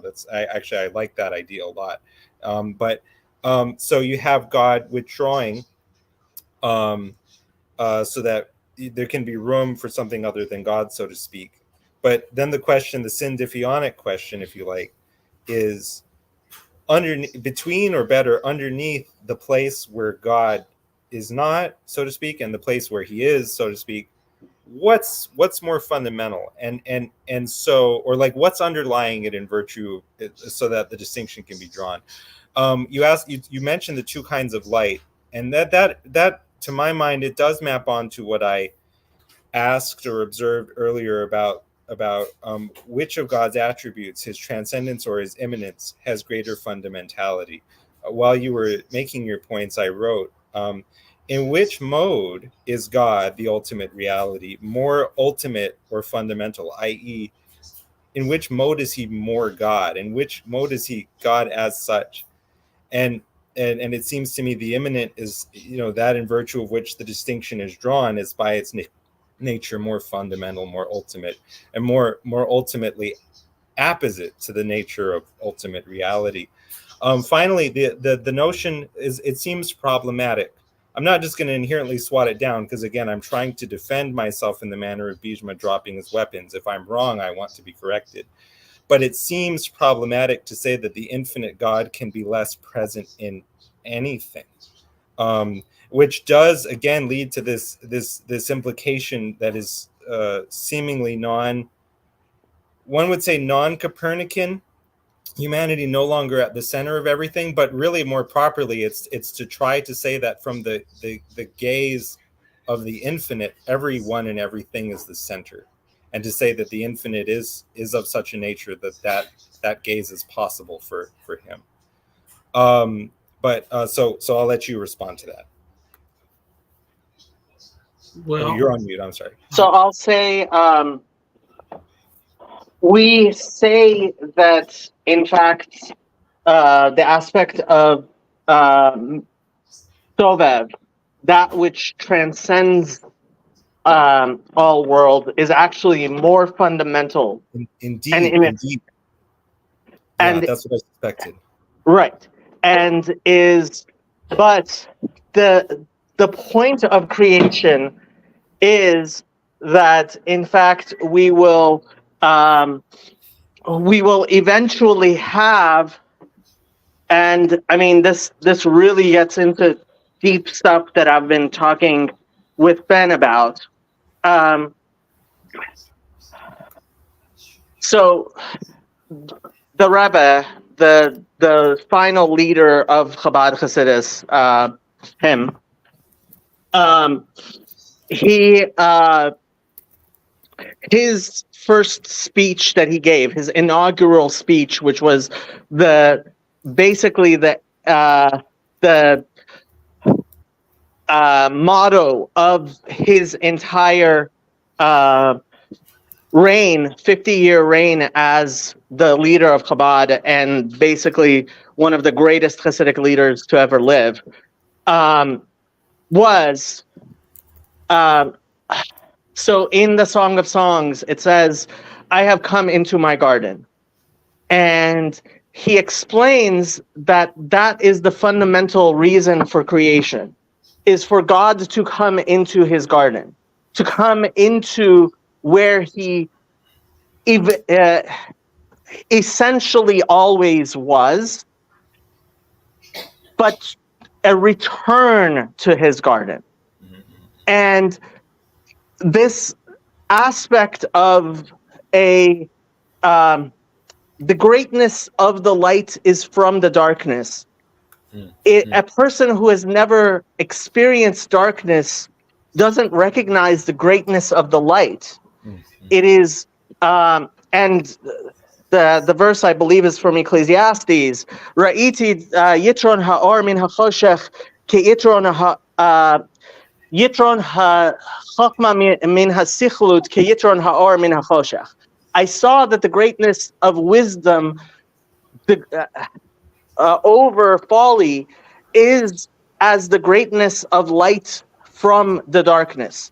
And the Hasidic understanding of that is that the greatness of the light comes from having experienced the darkness. Right.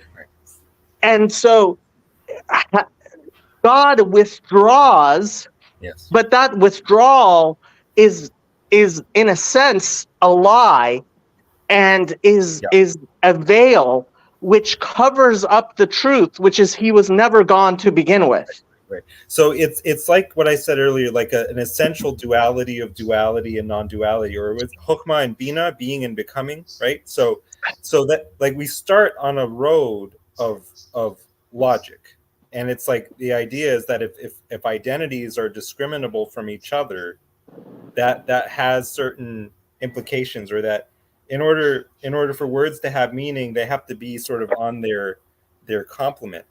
The Syn Diffionesis principle of Chris Langan is basically saying that if X is defined on its complement, such that what X is upon investigation is not X, that implies that there's a union of X and not X that's underneath both, and that's for him is the analytic immediacy of the Syn Diffionesis principle.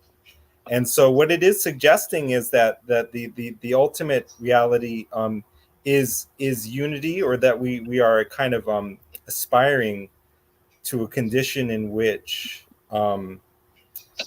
words will no longer require a complement, or experiences will, in a sense, no longer require a contrastive condition in order to have meaning.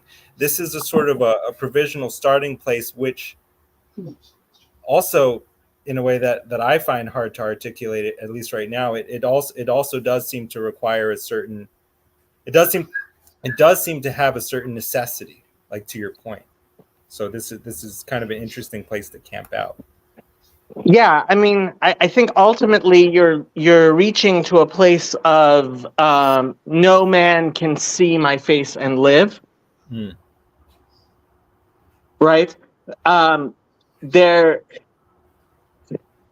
So I've done this several times. There's an explanation of there's a story in the Bible. Moses asks God he wants to see God's face, and God says, and this is right after where it says, "I speak to Moses face to face." Yes.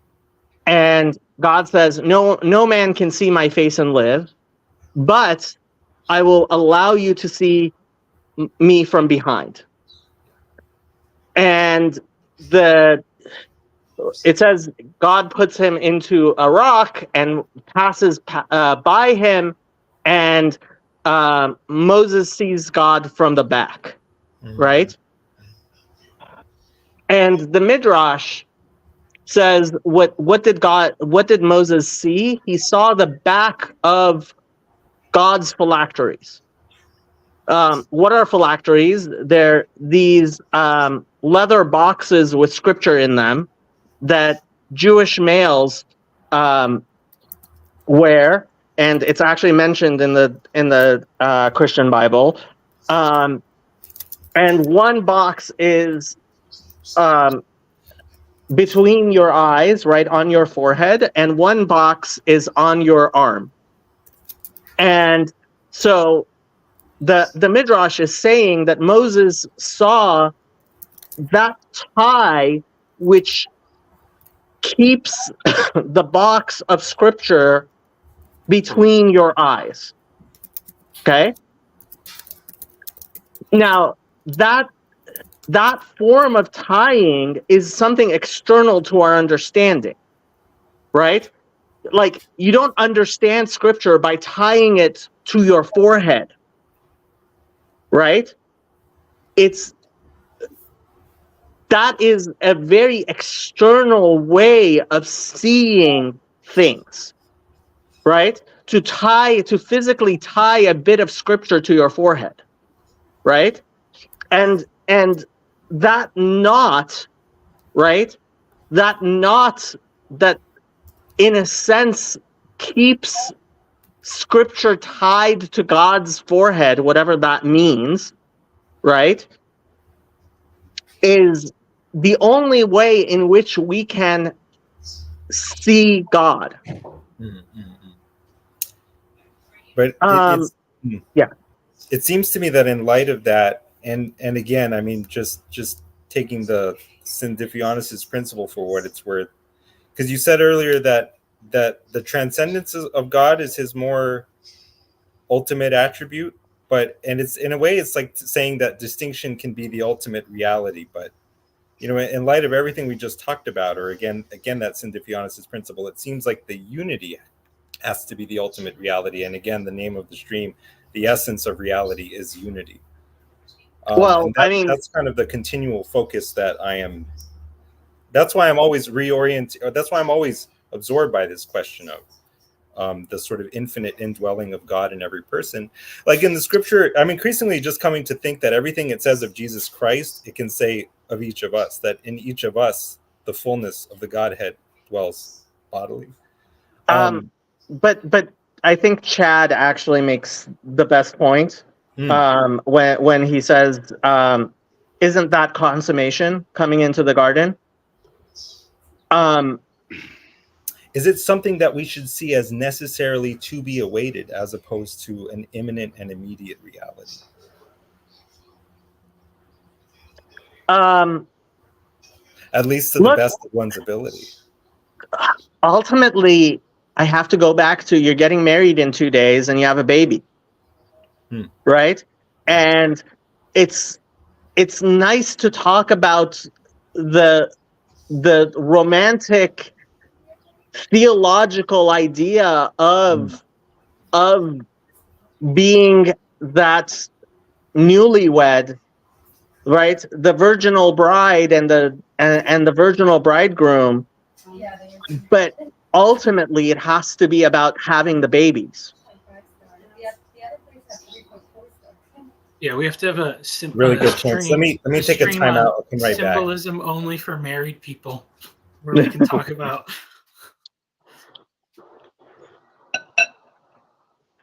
And I have to say, Chad, like your comment was right on point.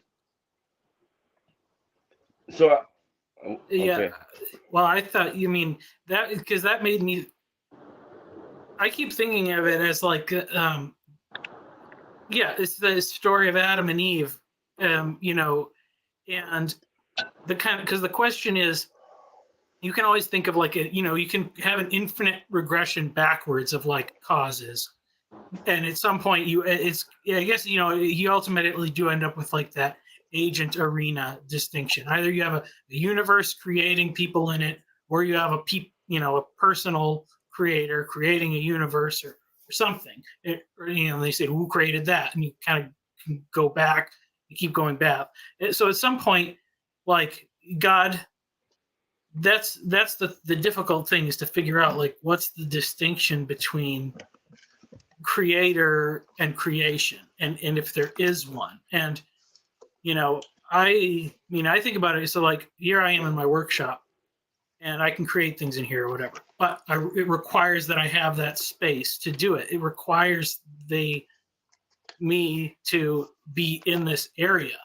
There is another way that I can create without this space, which is in my imagination.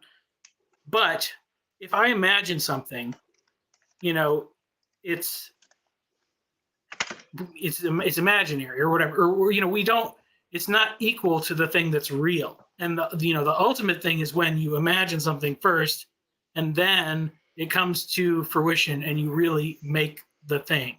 And then because then not only can you could always enjoy your imagination, it's like I could write a book in my head. If I never write the book down and share it with anybody, it's just a book only I can enjoy. If I put it out, other people can enjoy it. And I think, so that's kind of the question, because if everything is always, the question is more or less, can God create something external to himself, I guess you could say. And I think like that's what you see in the pattern of creation where, like, why doesn't he just make Eve out of the dirt like he made Adam out of the dirt? He makes Eve out of Adam, and then like Adam together, right? Well, then then they're joined together, so then there is that consummation. And you think about it, it's like, and maybe this gets to Jacob's point, like what is before Adam can have his wife? What does he have to do? He has to explore every other part of creation. He has to explore the garden and see all the other animals. And when he sees all the sum of all the other things, he sees similarities between all of them, but they're not quite the same. And in some way, he has an imagination. Okay, my because he sees all these animals, male and female, and he sees the trees, male and female, and he, all the different things, however much he explores, and then he can say, I'm like this thing in this way, but it's not equal to me or whatever. And then ultimately, when God puts him to sleep, creates him, he sees Eve. He knows that he is seeing himself in his corresponding form because he's explored everything else there is. So I think, and maybe this is even to say, like, idolatry, we're so prone to it or whatever. And there is the thing of like, yeah, it's never God. It's like whatever we're saying is God, maybe like that's not God himself. But what are we like? Then if it's not God, what is it? If it's not the creator, then it must be part of creation. Like once all of creation is explored, then it's actually explored and known to be separate from God himself. Then that is a consummation. Then God has his bride, as we, in the wedding imagery of like, of Revelation and all this thing. So, You're that's trying to say that in that case, then God is wholly present in the identity under consideration. I like so. I mean, That's what I would try to steer it toward. But well, yeah. I mean, it's like, where was Eve before she was standing next to Adam? She was like with well, in a way, yeah. She was within him or whatever. Yeah, she was within him, and Adam was within the dirt, and the dirt was within the watery chaos, and that was, in the mind of God. And so, I mean, I don't know, because I kind of see, like, in a sense, because time is a created thing. At some point, like, God desired the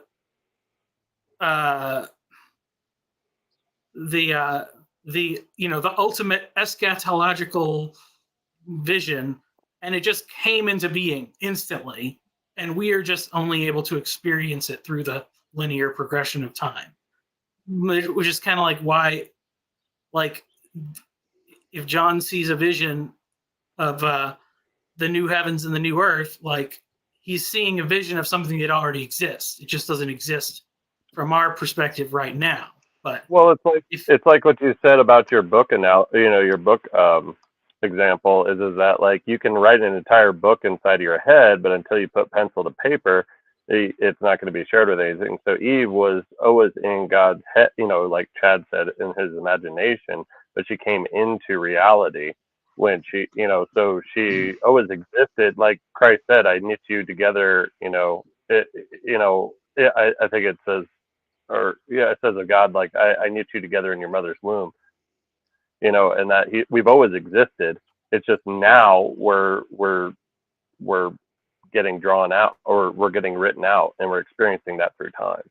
I mean, so my book is our, yes, we see it. You see all of these turkey out there? Nice. So you got the turkeys. There's like 10 of them out there, and then like 5 squirrels. There's over there to the left, there's a cardinal. This is crazy. That's insane.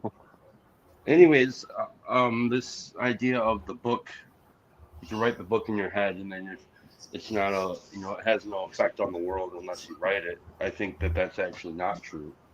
I think once you invoke the imagination, it will immediately have an effect on the world. And that depends on whether you write it, or let's say if you're struggling with writing it down, that will play out in all sorts of ways in the world that are probably equal to more like maybe not so good, maybe so, I'm not sure, but I think that the fundamental reality of or the reality is fundamentally imagination. And imagination is such a terrible word to describe this, because we have such a bad relationship with imagination, like we have become unenchanted even with or disenchanted with even imagination. So it's like, a mystery. Oh no, it is a mystery. It was a mystery. Well, I always think it too is the thing about imagination, and like it does have an effect, but like like what can I say? The thing that I actually do is like the most centrally real. It doesn't mean the thing that I only imagine is not real in a way as well. Like, but then that's where you get into like distinction and stuff, because it's like, we can imagine the world where Eve didn't eat the fruit, or the world where Cain didn't kill Abel, and like God can imagine that too. And is that world real in some sense? Because it made me think of a sense. This is what I kind of shared this idea with Cal a long time ago, but like because one of the big draws toward like a universalist thing is, well, we don't want like the loved ones the people that I love, but if they reject God, if we say that's whatever, their choice puts them in heaven or hell. Well, maybe there's another reality where they made the right choice, and so they are there. When I get to heaven, they're all there, but they, their history or whatever is a life where they did things different than in the shared history that we had together. So I kind of had a thought while you were talking. So we were talking. Let me see if I can retrace my thinking.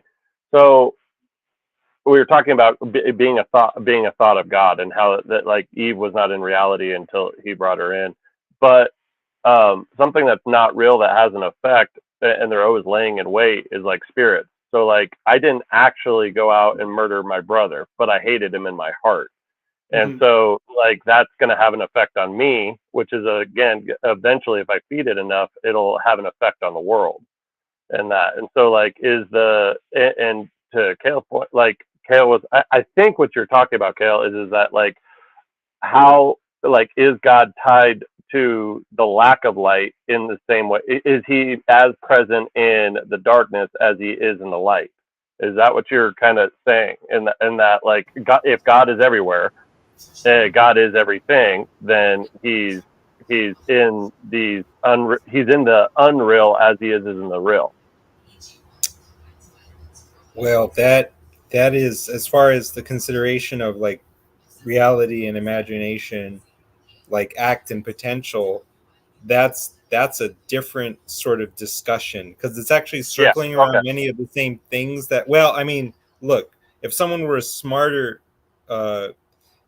philosopher than I, and had better thought these things through, they would be able to show you the integration of what you just said right away. I mean, for me, if like I can talk about when we talk, for me, like right now at my level of understanding, the discussion of the relationship between act and potency is going to circle around many of the things that Jacob and I were just talking about, but in a sort of different way. That's it's a discussion I want to say for another time, because I was about to ask Jacob, is the ability to end the stream in any way dependent on my being here, or you can end the stream when I'm gone? I can end the stream. Okay, beautiful. All right, so yeah, I'm gonna have to head out, and I'll listen to you guys on the stream as I'm doing my chores and such. But thank you very much for your time today, gentlemen. Thank you for always letting me on your channel, Jacob. And thank you, Josh and Michael, for joining and for humoring me as I was so doggedly perseverating on my my fixations. All right, so thank you. Congratulations on the wedding. Give our best to your wife. Thank you so much, guys. Thank you so much. And then you can come for the married only symbolism stream that we'll have. Oh, okay. Right. That we'll have on Jacob's channel, and Jacob won't be able to join. No, we could just have it on my channel, and 6 people will see it. Okay. That or sounds. whatever. I don't know what to think about that. It almost sounds like a Russell style paradox, like you're the barber who shaves all the barbers who can't shave themselves or don't. So anyway, but all right, I'll see you guys later. Thank you. Yeah. Yeah, it's Hey, funny.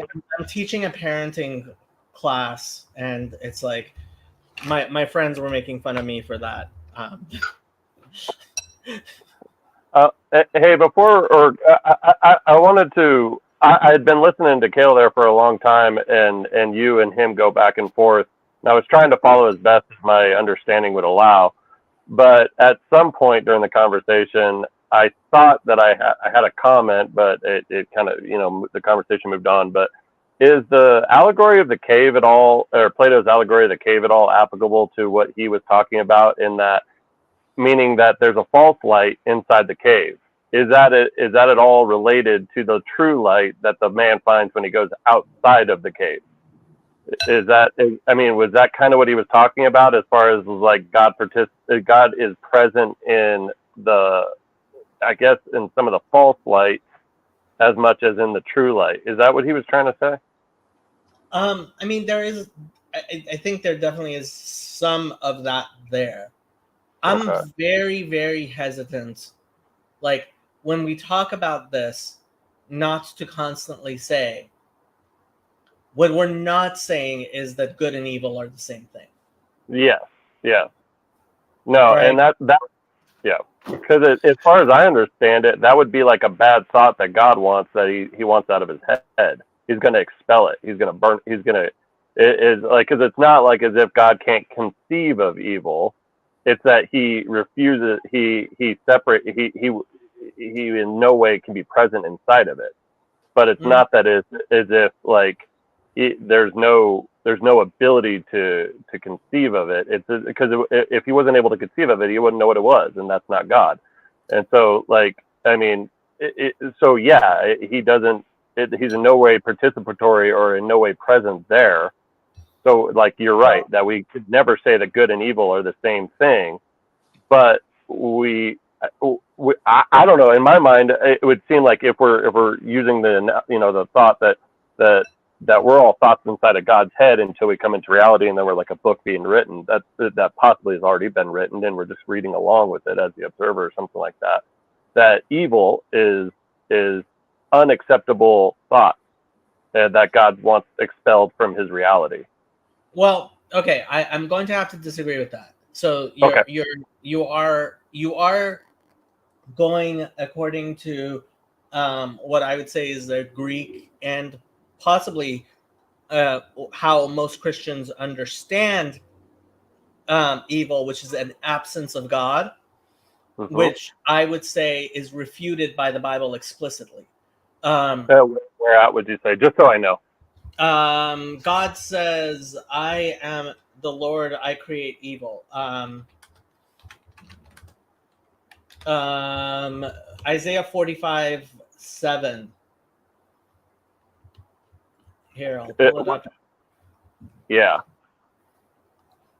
Because this is helpful to me in some of my ponderings as well.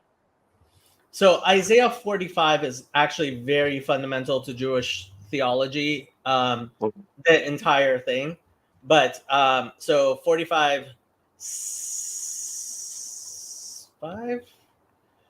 I am the Lord, and there is no other beside me. There is no God. I will gird you, and you, though you have not known me, so that you will know that from the rising of the sun to its setting, there is nothing other than me. I am the Lord. There is no other. I form light and create darkness. I make peace and I create. And this word here is the exact same word as in the. They translate it as calamity, and all the Christian translations try to twist it to their theology, but the word there is precisely the same word as the tree of the fruit of the knowledge of good and evil or bad, or however you want to put it. This is that word. I am the Lord who makes all of these things. And so it's not so. The Jewish understanding is Kol Rahmana Avid L'Tav Avid. Everything that the Merciful has created, He has created for the good. That does not mean everything is good. And the example I like to give is children's hospitals. Mm-hmm. What do you call a place where you take a little child to strap them down, make them bleed, make them cry, cut into them, poison their body, make their hair fall out, right? You call it a children's hospital. And so I hate children's hospitals. Children's hospitals are evil and bad things that should never exist. Except I also give money to children's hospitals because children's hospitals are beautiful things that God has created and allow us to keep little children alive, right? And just as when, as a father, you may hold your child while a doctor sticks a needle into your child, I had right? that experience yesterday. My daughter's getting her immunization. You do it, right? And this pains you greatly, Yep. right? But you still do it. That is how I would say is a Jewish view of evil, is that it So is every evil a tool of God? yes. Okay, that's what I was. It, So he reaches into the darkness with tools. I mean, is that a okay way to say that? he creates the darkness as a tool. Yeah, and so the darkness that's present in our lives will drive us towards his light. Correct. So the false light drives us towards the real light. In the cave analogy of it, and that so we I need to think over that for a second. Michael, you were going to say something. Well, it's like, so I think, like, so I'm in this shop here, and literally everything that I use when I make anything, every one of these is a blade or a pokey thing or a smashy thing that is all just designed to destroy the fibers of the wood.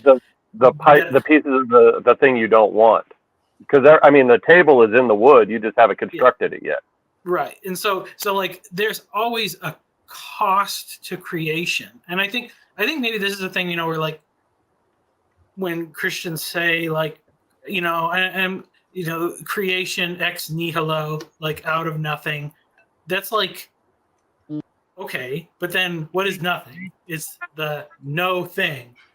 What else is the no thing? God is no thing. So it's still coming out of God. So creation has to have some kind of a destructive, that's the only way you make anything. And I think that when is Josh not here? I don't know.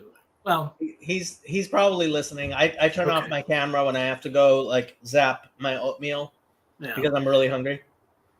Yeah. Well, I think, that's when David says in Psalm 51, against you and you only have I sinned. Like, I think that he's understanding that, like, yes, he sinned against Bathsheba and he sinned against Uriah, but ultimately God is the one who bears all the cost of those sins because he created us and, we're his children. And, because like, if my children hurt each other, that does hurt me, and I don't enjoy having to discipline them to teach them not to do that. And, I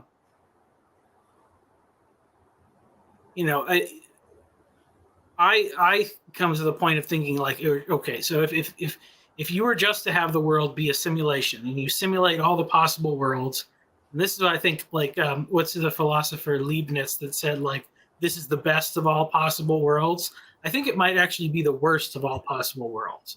Or I think if God imagined all the possible worlds, like, whatever, he could have made people more obedient and there would have been less pain or whatever, but that's not what he chose. He made this world with difficult people. And if you looked at the whole thing from creation to the end of time, and you took the one person who had the most difficult life and the most suffering unjustly, and then God says, I'll take that person's spot. And then in comparison, that person can forgive the other people for the wrongs done. If that person can forgive the wrongs done against him, then ultimately everybody could be forgiven, because Yeah, you're getting into things I'm just going to disagree with.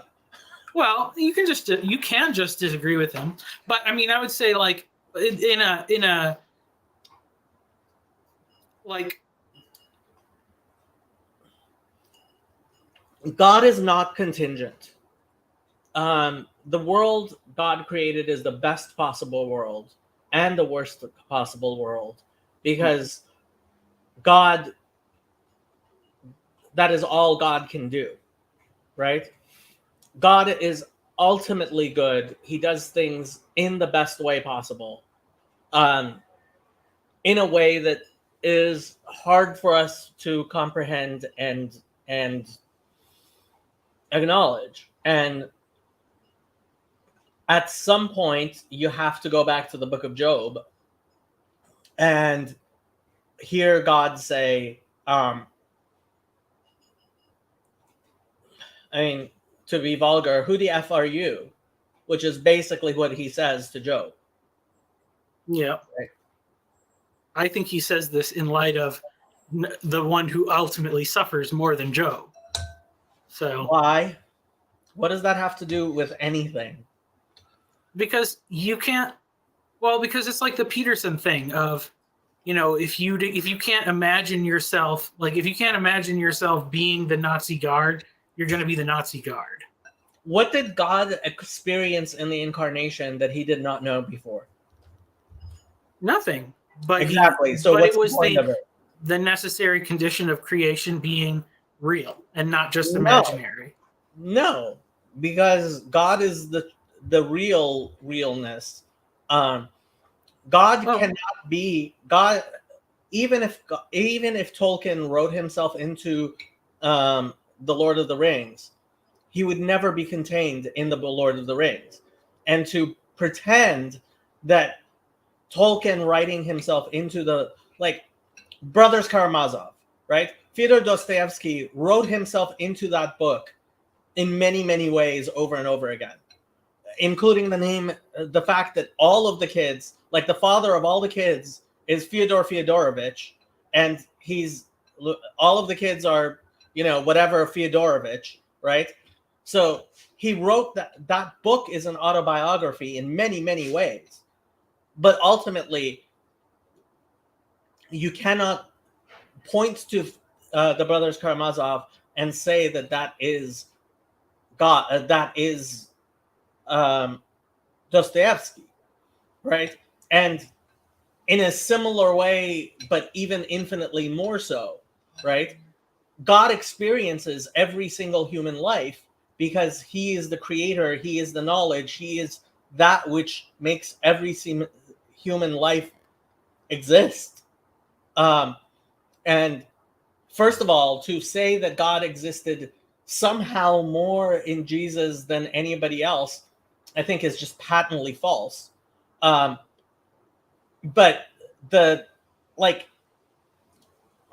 Jesus just isn't all that. And like the attempt for Christians to make him all that, like, he was never a father. He was never a husband. He was never, like, there are so many things that he wasn't.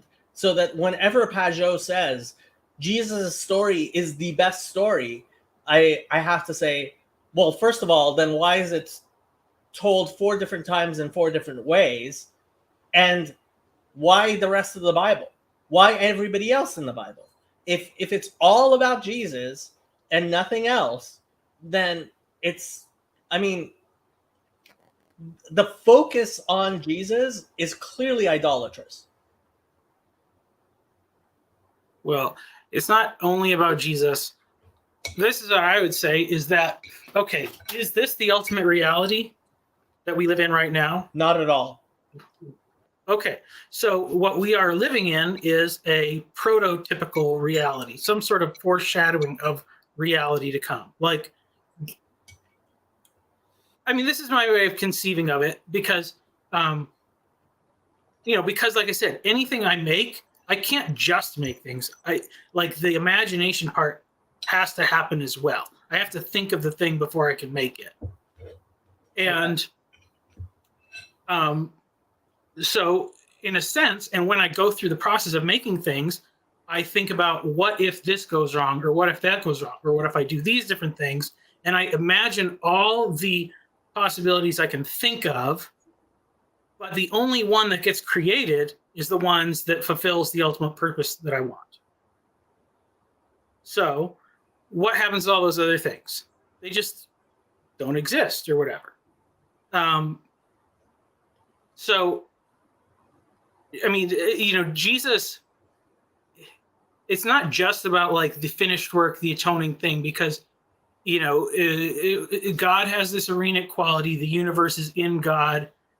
Everything is in him. He created it. He didn't appear in a space and then create a world next to him in that space. There was no space. There was just him. So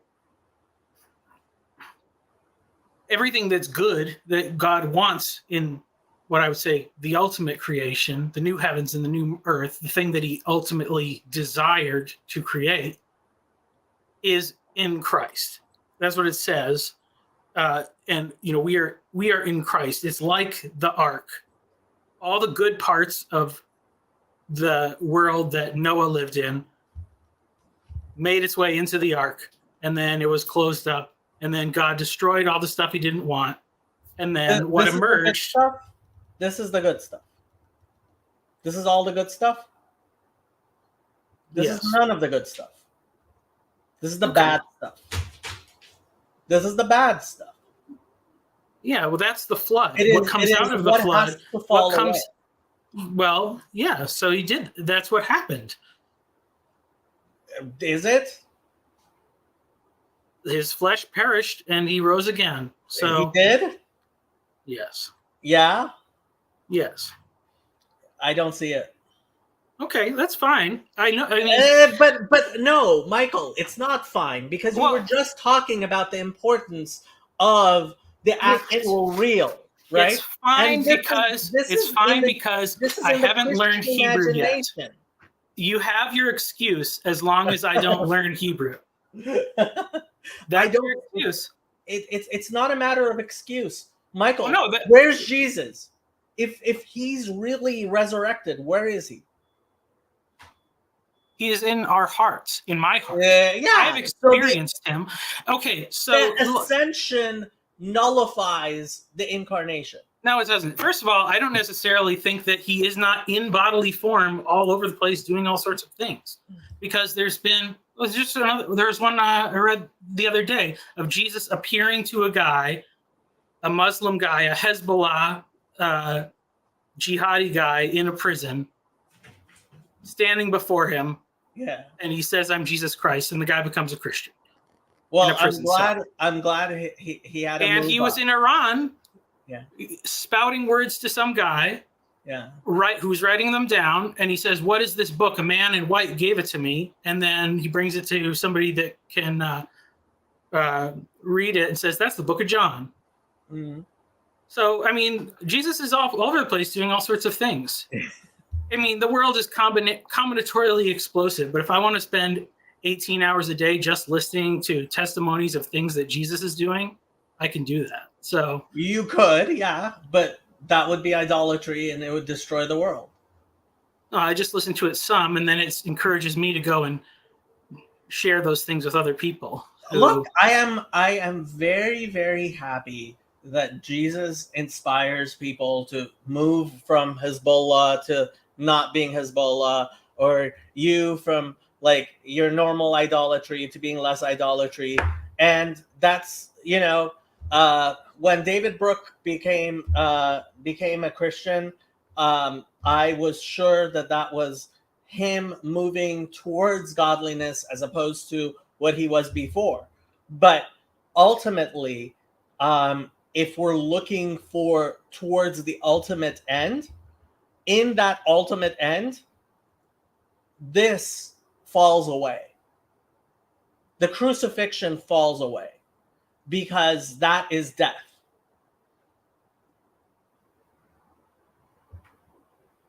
Yeah. Well, I mean, on one hand, I don't know. I mean, is creation's eternally existent on God's decision to keep it existing? And in one sense, I think Jesus is always there on the cross, but he is also resurrected, and he's walking among us. And one day we see him face to face. I go back to I think Christianity is viewing the light through a glass darkly. And I think eventually Christians will actually know as they are known. But like ultimately, that's I see, and I mean it goes back to the thing we constantly end up back at. Like, if I really saw that people who were truly committed to the Torah actually came to believe Jesus is the Messiah through their involvement in the Torah, right? Like what it says in John, right? If you believe in Moses, you would believe in me, right? That I've never seen that be true. I have never once, and I went searching, seeing that to be true. I have seen many cases where through the development of their Christianity, Christians have become Orthodox Jews. And that's the type of testimony that shows me a progression, right? I'll give you that Christianity is a step up from belonging to Hezbollah. Yeah. But the question becomes, is Christianity the fulfillment of Judaism, or is Judaism the fulfillment of Christianity? And I think all the evidence points to, and each person has to look at the evidence for themselves. But for me, the evidence is quite clearly that Judaism is the fulfillment of Christianity, not the other way around. Well, I mean, I don't necessarily think it must be one or the other. I think because I'm not, I don't hold to the replacement theology. I think that is destructive, and that's why I don't have this. I do have to say, like, I think as long as I don't know Hebrew, and you say that I cannot understand your point of view until I do, then you do have an. Hold on, I've never said that. Okay. I've never said. Look, I don't think God does not reveal himself to people who can't learn Hebrew. I think that a refusal for somebody who can learn Hebrew, and it's perfectly understandable if you can't. You try to know God as best you can. But I think it is a deliberate refusal of Christians to learn Hebrew, because the only way you can maintain the scriptural mistakes of Christianity is by not knowing your Hebrew, because you have to have that type of distortion that translation allows. Well, but everybody that's translating the Bible knows Hebrew.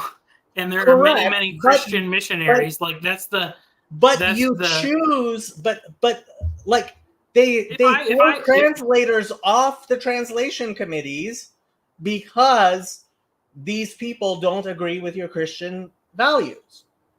That's part of how a translator is chosen to translate the Bible, is whether or not that person believes in Christianity. Yeah, but it's not the propositional belief. It's the being a Christian. So that's the difference. Like, because there's lots of people that can say the right things to be a pastor, and occasionally they get in charge of places and it doesn't turn out well. But those who have a good ministry is because they actually believe it. It's a spiritual reality to them. So if somebody, like if somebody doesn't believe that, it's not just about saying that they have the beliefs that are orthodox. It's about actually believing it. Not just on the propositional level, I guess you could say. But the fact, I mean, it comes down to, yeah, I actually think this is part of what's led to the problems we have with academia these days, is people who don't live according to their beliefs, right? There's a joke that gets told in Orthodox Jewish circles a lot, which is this professor of ethics at a university gets caught doing disgusting things. You can say whatever the disgusting things are, and they say to him, "You're a professor of ethics. How come you don't live according to ethical standards?" And his response is, "If I were a mathematician, would you expect me to be a triangle?" Right? Um, the so there is a sense in which sometimes, like, yeah, I teach parenting classes. I've never actually been a parent, right? And I have to say, despite never having been a parent, I would be a much better parent, and I understand parenting a lot better than the people I teach parenting courses to, right? But ultimately, I think the reason Christians have, for thousands, like, it's one thing to translate the Bible to a different language, and because you're bringing it to them, it's a completely different thing to sit there studying, like, KJV only people, right? They're like, okay, why are you not teaching your kids Hebrew? Why are children who can easily learn, right? If you're spending all this time trying to educate your children in the Bible, why aren't you actually spending the time to learn the one of the easiest languages that it's possible to learn? Like, Hebrew is infinitely easier than German or even Spanish or French, right? So why is it that Christian society has eschewed Hebrew for so long? And I mean, Jason says, "Jacob, you're being too generous. You can't even maintain it with the English translation." I have to say, part of that is now that we can compare translations, and at the very least, like, now pretty much every Christian has heard the Jewish argument why in Isaiah 7 it doesn't actually say virgin, it says young woman, right? But 50 years ago, that wasn't the case. And Christianity is just going to have to update itself with an actual knowledge of the Hebrew scriptures. And I have to get back to the Dead Sea Scrolls. If you don't believe that the Dead Sea Scrolls are a revelation from God, an absolute miracle, I don't know what counts as a miracle in the world, right? Like, what God had, like, I guess you could believe in some naturalistic way that it just happens to be that the Dead Sea Scrolls were preserved for thousands of years without anybody finding them. But, I mean, come on. Like, that's as miraculous as anything that's happened in my life. And what the Dead Sea Scrolls have done more than anything is validate the Masoretic text. Like, even 20, 30 years ago, and even recently, I mean, I've had people tell me the Masoretic text is 1,000 years old and the Septuagint is 2,500 years old. I don't have any. I have no opposition to learning Hebrew, and it's something I would gladly do when I have more time I'm to more focus on concerned about it. your daughters learning Hebrew than you learning Hebrew. Well, yeah, I will. Well, yeah, fine. I'll do. We'll do the Aleph with Beth together once.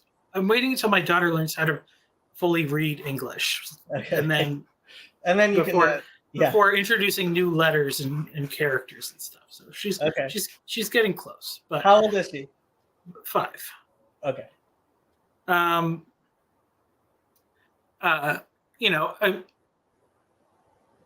it's not like, honestly, it's. I mean, I don't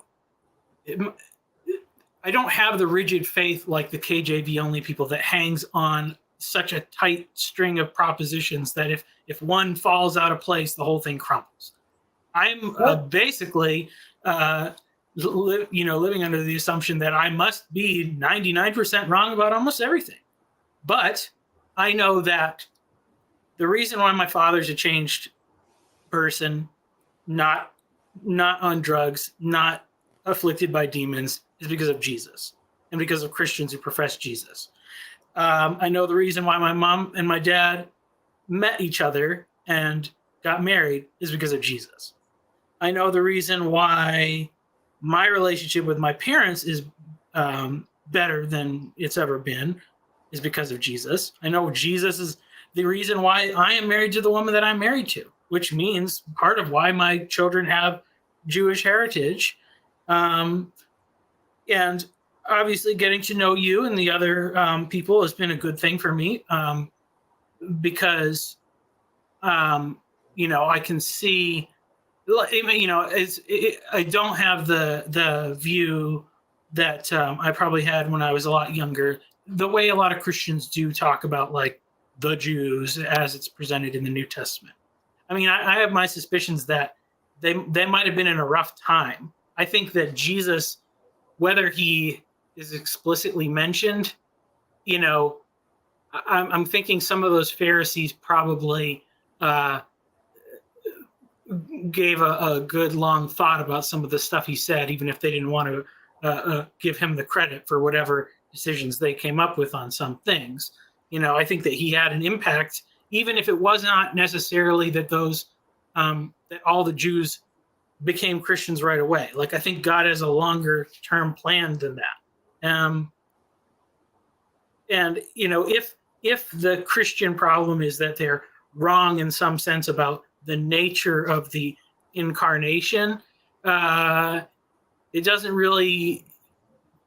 It probably doesn't matter now. Like, because if Jesus was just a prophet who died horribly, it's still the reason why people that are not Jews are no longer pagans. So, I mean, I personally, I think when it comes to text criticism and all that stuff, all the best evidence that props up the Hebrew scriptures is even more so supporting the validity of the New Testament. So if you want to, you can't have one without harming the other. If you really want to defend the Hebrew scriptures and their claims as best you can, you probably should take some of the evangelical scholarship seriously that also supports the New Testament. So, but I don't know. I'm not sure what type of bombs Jason thinks you're dropping. Um, I mean, I am perfectly um, in agreement that Christianity has helped prepare the world for something better. I think that the advent of Christianity, but I mean, I'm not saying anything that's new or controversial except to Christians. Like when Maimonides wrote precisely that in his Mishnah Torah, the Christians were the ones who censored it, and it was censored for hundreds of years um, because Christians were offended that that Maimonides said Christianity exists to prepare the world to better understand the Old Testament, right? To understand Judaism and the truth of Judaism. Um, and I mean, going way, way back to somebody, who was it who asked, do Jews, it was Ben Franklin. He said, do Jews want to be understood? They're not proselytizing religion. And it's like, yeah, we want to be understood, but we don't believe that it's our place to make God's understanding understood, right? It's this is what God like makes happen in the world. And ultimately, I think that is what God is making happen in the world. Without without like that's how I understand Isaiah 53. He opened not his mouth as a sheep to the slaughter, right? He went silently, and it says over and over, he went silently. And that's what we as Jews are commanded to do. Is um, I I think we've taken it way too far, in that when people ask us, we and I did it myself. Like I would avoid the discussion because I didn't want to say the wrong thing, and maybe I should continue to avoid the discussion because lots of people think I'm causing anti-Semitism, and maybe I am with the things that I say. But um, is it a matter of not wanting to be um, understood, or like I want to be understood? I don't know that I have the capacity to make myself understood. And I'm not, and like you said, like, it's not like I'm positive that I myself understand, right? When I describe things, when I explain things, this is just my best understanding right now. I'm causing anti-Jacobism. One thing Luke said, language, period, and translations are not one-to-one correspondence. There are many correspondents. Watch Ted's poetry lecture. Yeah, but the thing is, the Bible is poetry. And when you pretend to translate poetry, you're just, I mean, there's just no way. It's futile. That doesn't mean I don't want people to be exposed to the beauty of the Bible if they can't understand the Hebrew.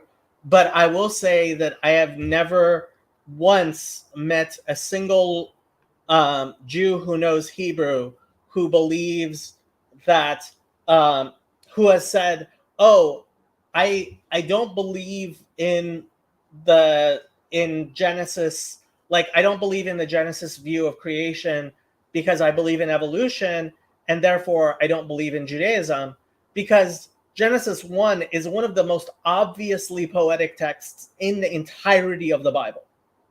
Like it is so poetic. Like there are letters, there's only 22 letters in the Hebrew alphabet. There are letters that only show up like a few times in the entire chapter because it is so poetic. So yeah. So and sorry, but this is a mistranslation. Uval etzion goel mishaveh pesha b'Yaakov does not translate, there shall come out of Zion the deliverer and shall turn away ungodliness from Jacob. That's actually definitely not it. You wanted to show this? Yeah, just this is this video here. I just put the link in the thing. Oh, I guess I didn't put it in the comments. I just put it in the private chat. So we'll paste it there. I can. Yeah, you can just play it. Well, I'm not gonna play the whole thing. It's a whole interview, but it's cool. So this guy, it's an hour long. Yeah, he works for Logos Bible software, but the guy he's interviewing is a Bible translator to some country, and he shares his website where you can look. It's just really cool because you can type in any verse, and if there was any interesting thing that they had to, like, if there was no obvious word or whatever in a particular language, and they had to make some kind of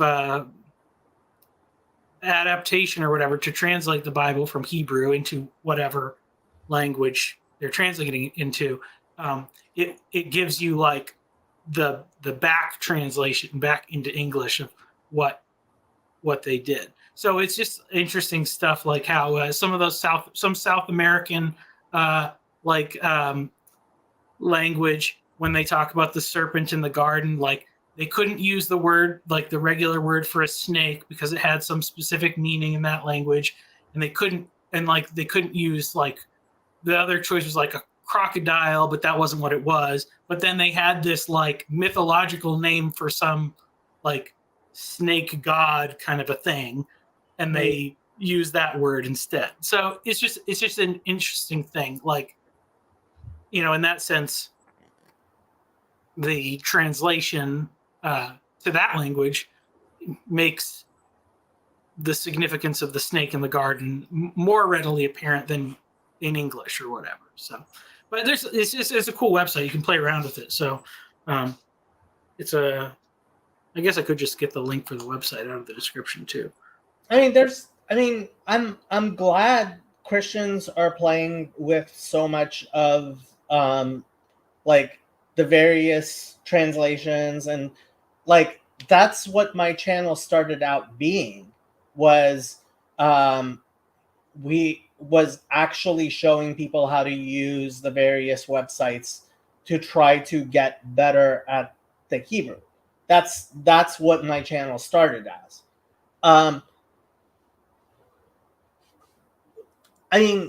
Again, I don't think it's impossible for someone to use a translation to get to know God better. I do think that it is. Yeah,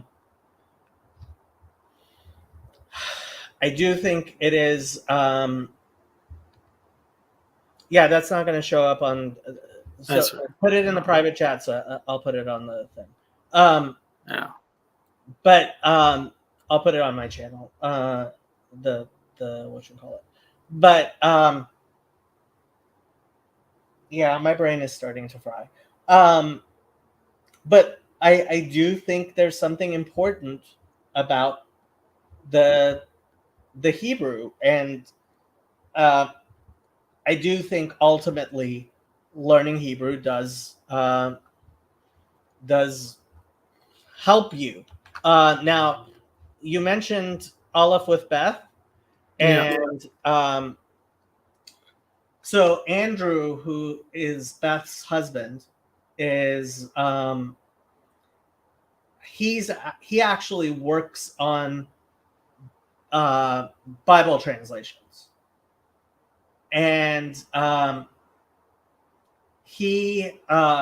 so part of the reason they made the Aleph with Beth channel was to help, because what usually the way Bible translations are done is they're translated from English to the whatever language they haven't been translated to, and then they're translated back into English, and the Bible scholars like Andrew, who know the Hebrew, will try to catch any of the problems. And Andrew kind of thought that this was adding an unnecessary extra step, or at the very least, teaching Bible translators some Hebrew would help them more directly relate to the text.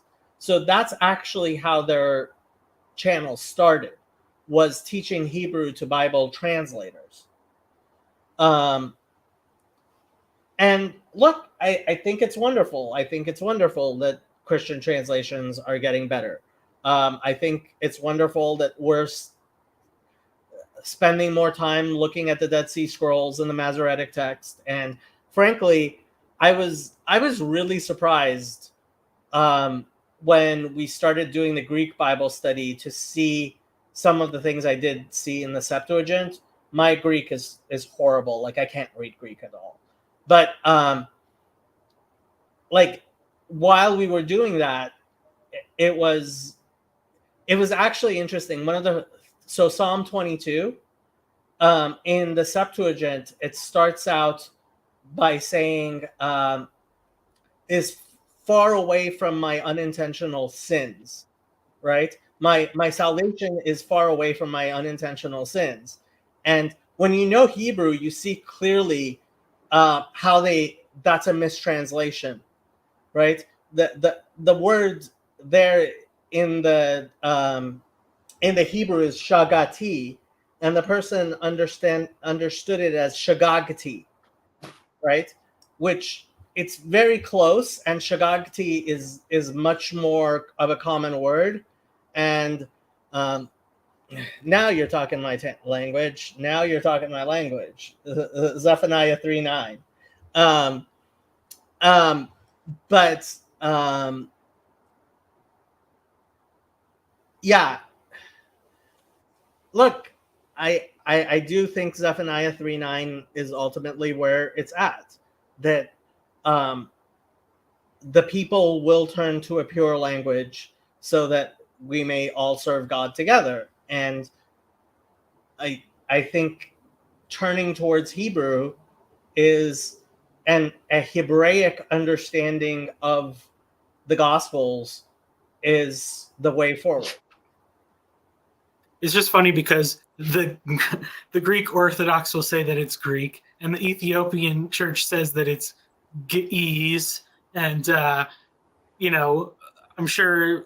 Well, obviously, the Muslims say it's Arabic, but I don't know if the Arab Christians say the same thing, or Syriac or whatever. Father Stephen DeYoung comes from the Antiochian Church, which is the Arabic Church, and he says it's Hebrew.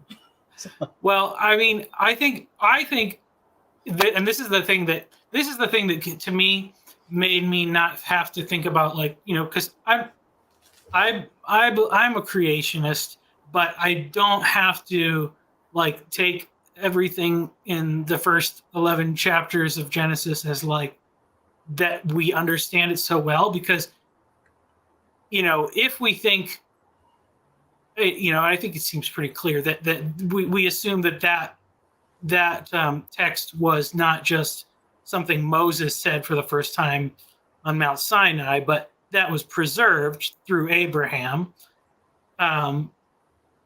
Then some of those accounts must have been spoken in a language prior to the Tower of Babel, and we have the Hebrew record of it, and I think that whatever that language was, the Babel language, was probably much more powerful at communicating ideas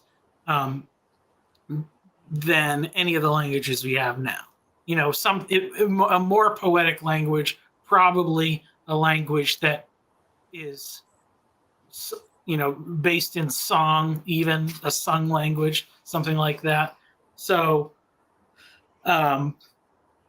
But I yeah, think that, materialistically, I mean, if I were just going by normal historical standards, I would agree with you.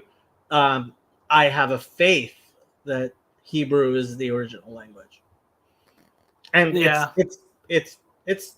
I mean, it is faith. It is something I believe merely because this is my religion. it may have been, well, or it's because I'm not the Hebrew expert, but the way it talks about the languages being divided, or it's like whatever they had a great language that everybody spoke, and then everybody ended up with partial languages or something. They had to kind of figure it out from there. The way that linguists say a language has evolved over time or whatever.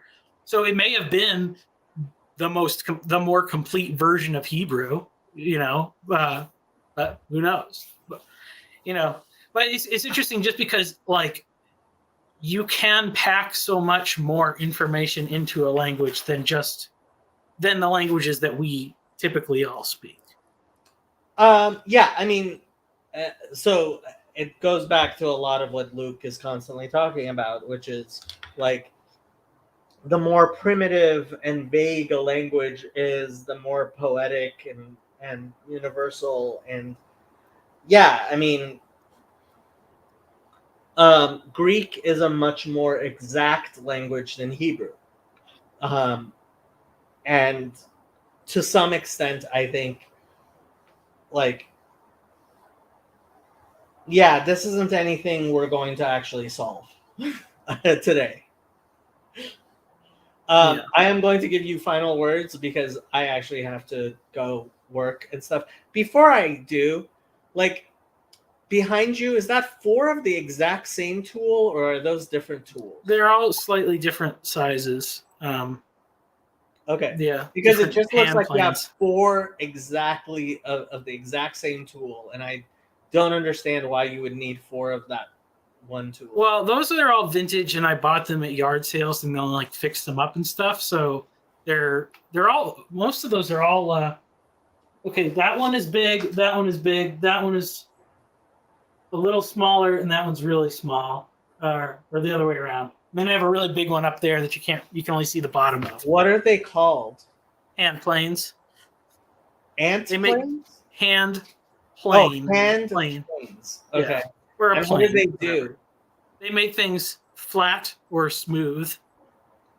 Okay. And so you would have a larger or smaller one depending on how strong you are and how big the surface you're trying to make Yeah, smooth is?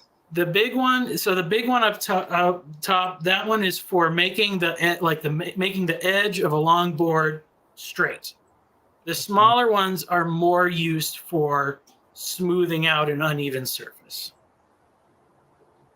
Okay. Yeah. Wow. Yeah. Interesting. Okay. Yep.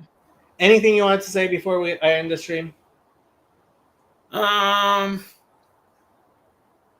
Well, no. Okay. People should go look at the stuff that I don't post that often on my channel. Yeah. I exist. Michael does in fact exist. Michael does in fact exist. And it's good that Michael exists. I will end this stream.